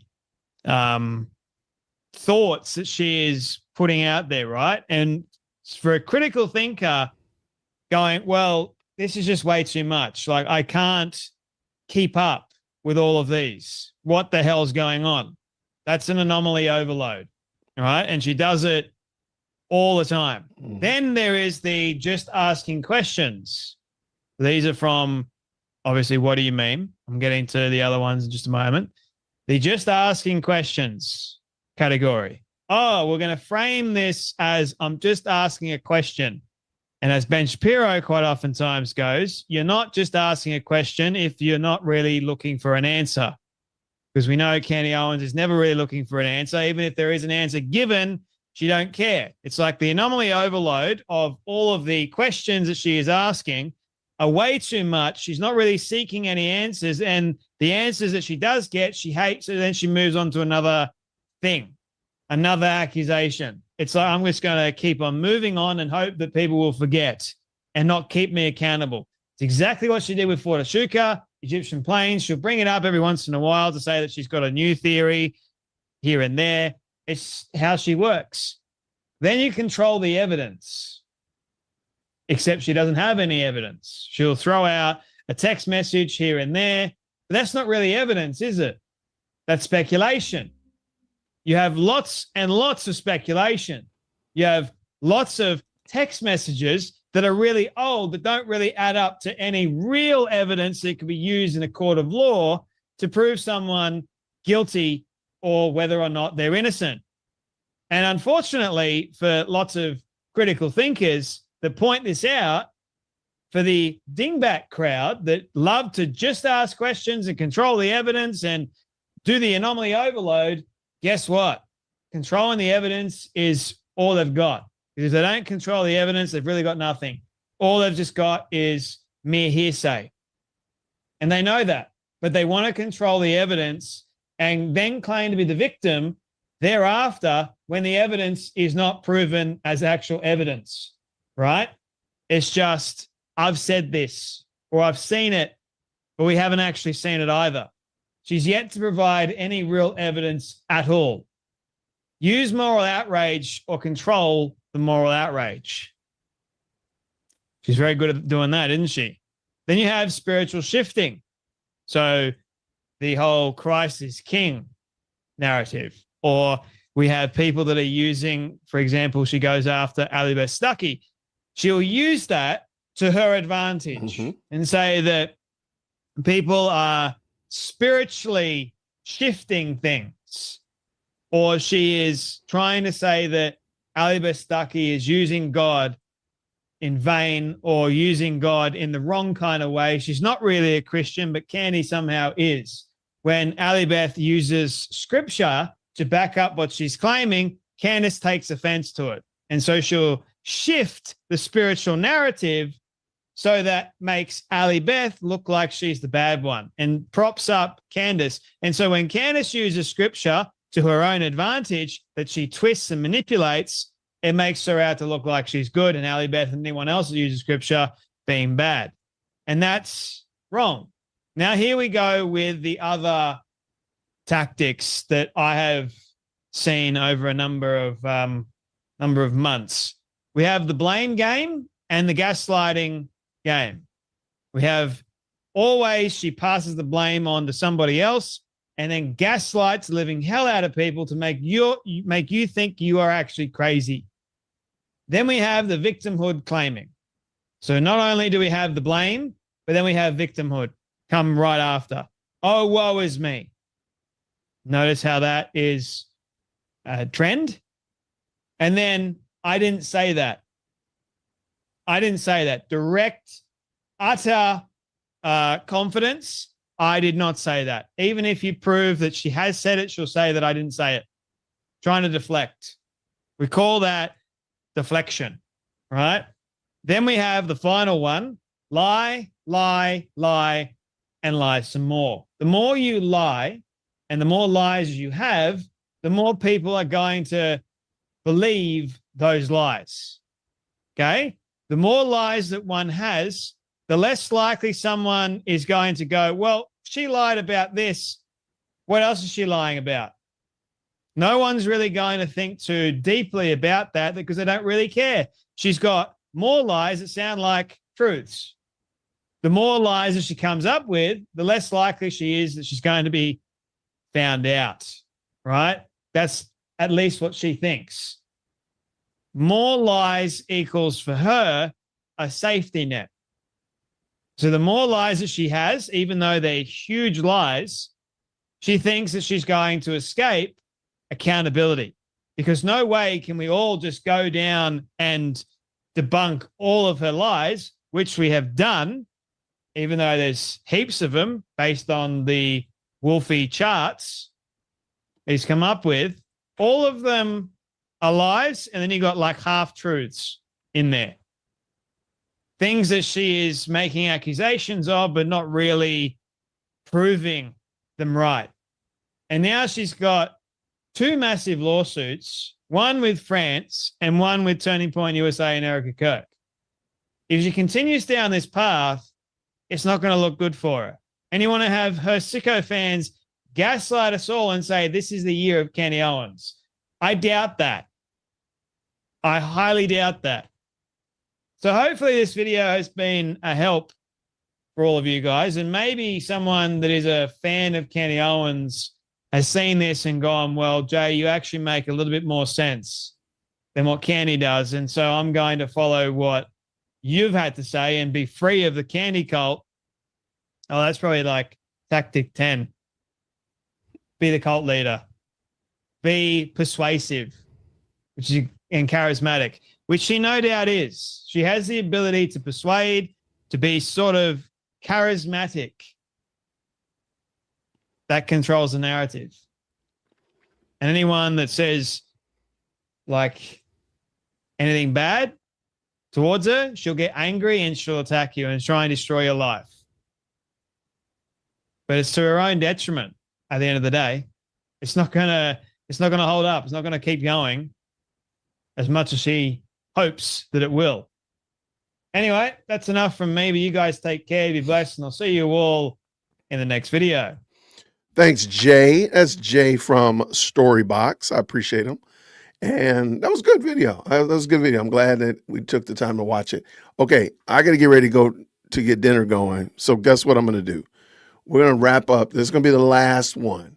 Y'all, thank y'all so much, everybody who tapped in. But I guarantee you'll like this last one. Lots of you, I've seen people ask about it already. So we give the people what they asked for here at the Jay Witt Podcast. Just do me a favor, if you don't mind. If you don't mind, please make sure you hit the like button. Even if you didn't like it, if you're a member of Cantifa and you didn't like it, hit the like button 3 times. That's all I ask you to do. Just hit it 3 times.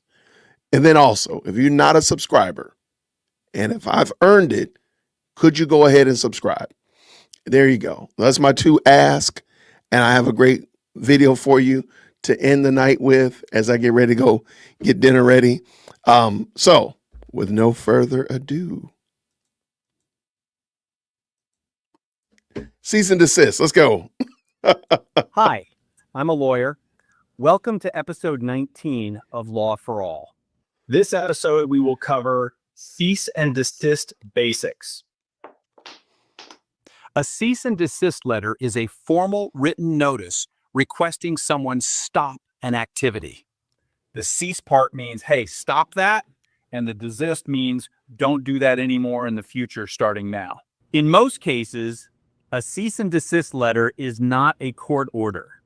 It is typically sent by an attorney and identifies the conduct at issue, the legal basis for the claim, and the requested action. For instance, off the top of my head, if a former company or corporation that you conducted business with asks you to stop making public insinuations, allegations, or dream interpretations of conspiracies to kill or cover up the killing of an employee, the correct way to ask them to stop would be through a cease and desist letter. Receiving a cease and desist letter does not necessarily establish liability. However, continuing the conduct, or double downing as we lawyers say, would be ill-advised, or as you laymen say, I no. Ya know? Disclaimer, this is not legal advice. Always seek counsel from personal attorneys. Always blame interns for bad legal moves. Dreams are not admissible in court. Doubling downing may or may not be a real term. I'm not a lawyer. I'm a former bowling shoe salesman now addicted to collecting vintage Victorian dolls. This entire video has been a bath salt-induced hallucination. Not legal advice. Again, not a real lawyer.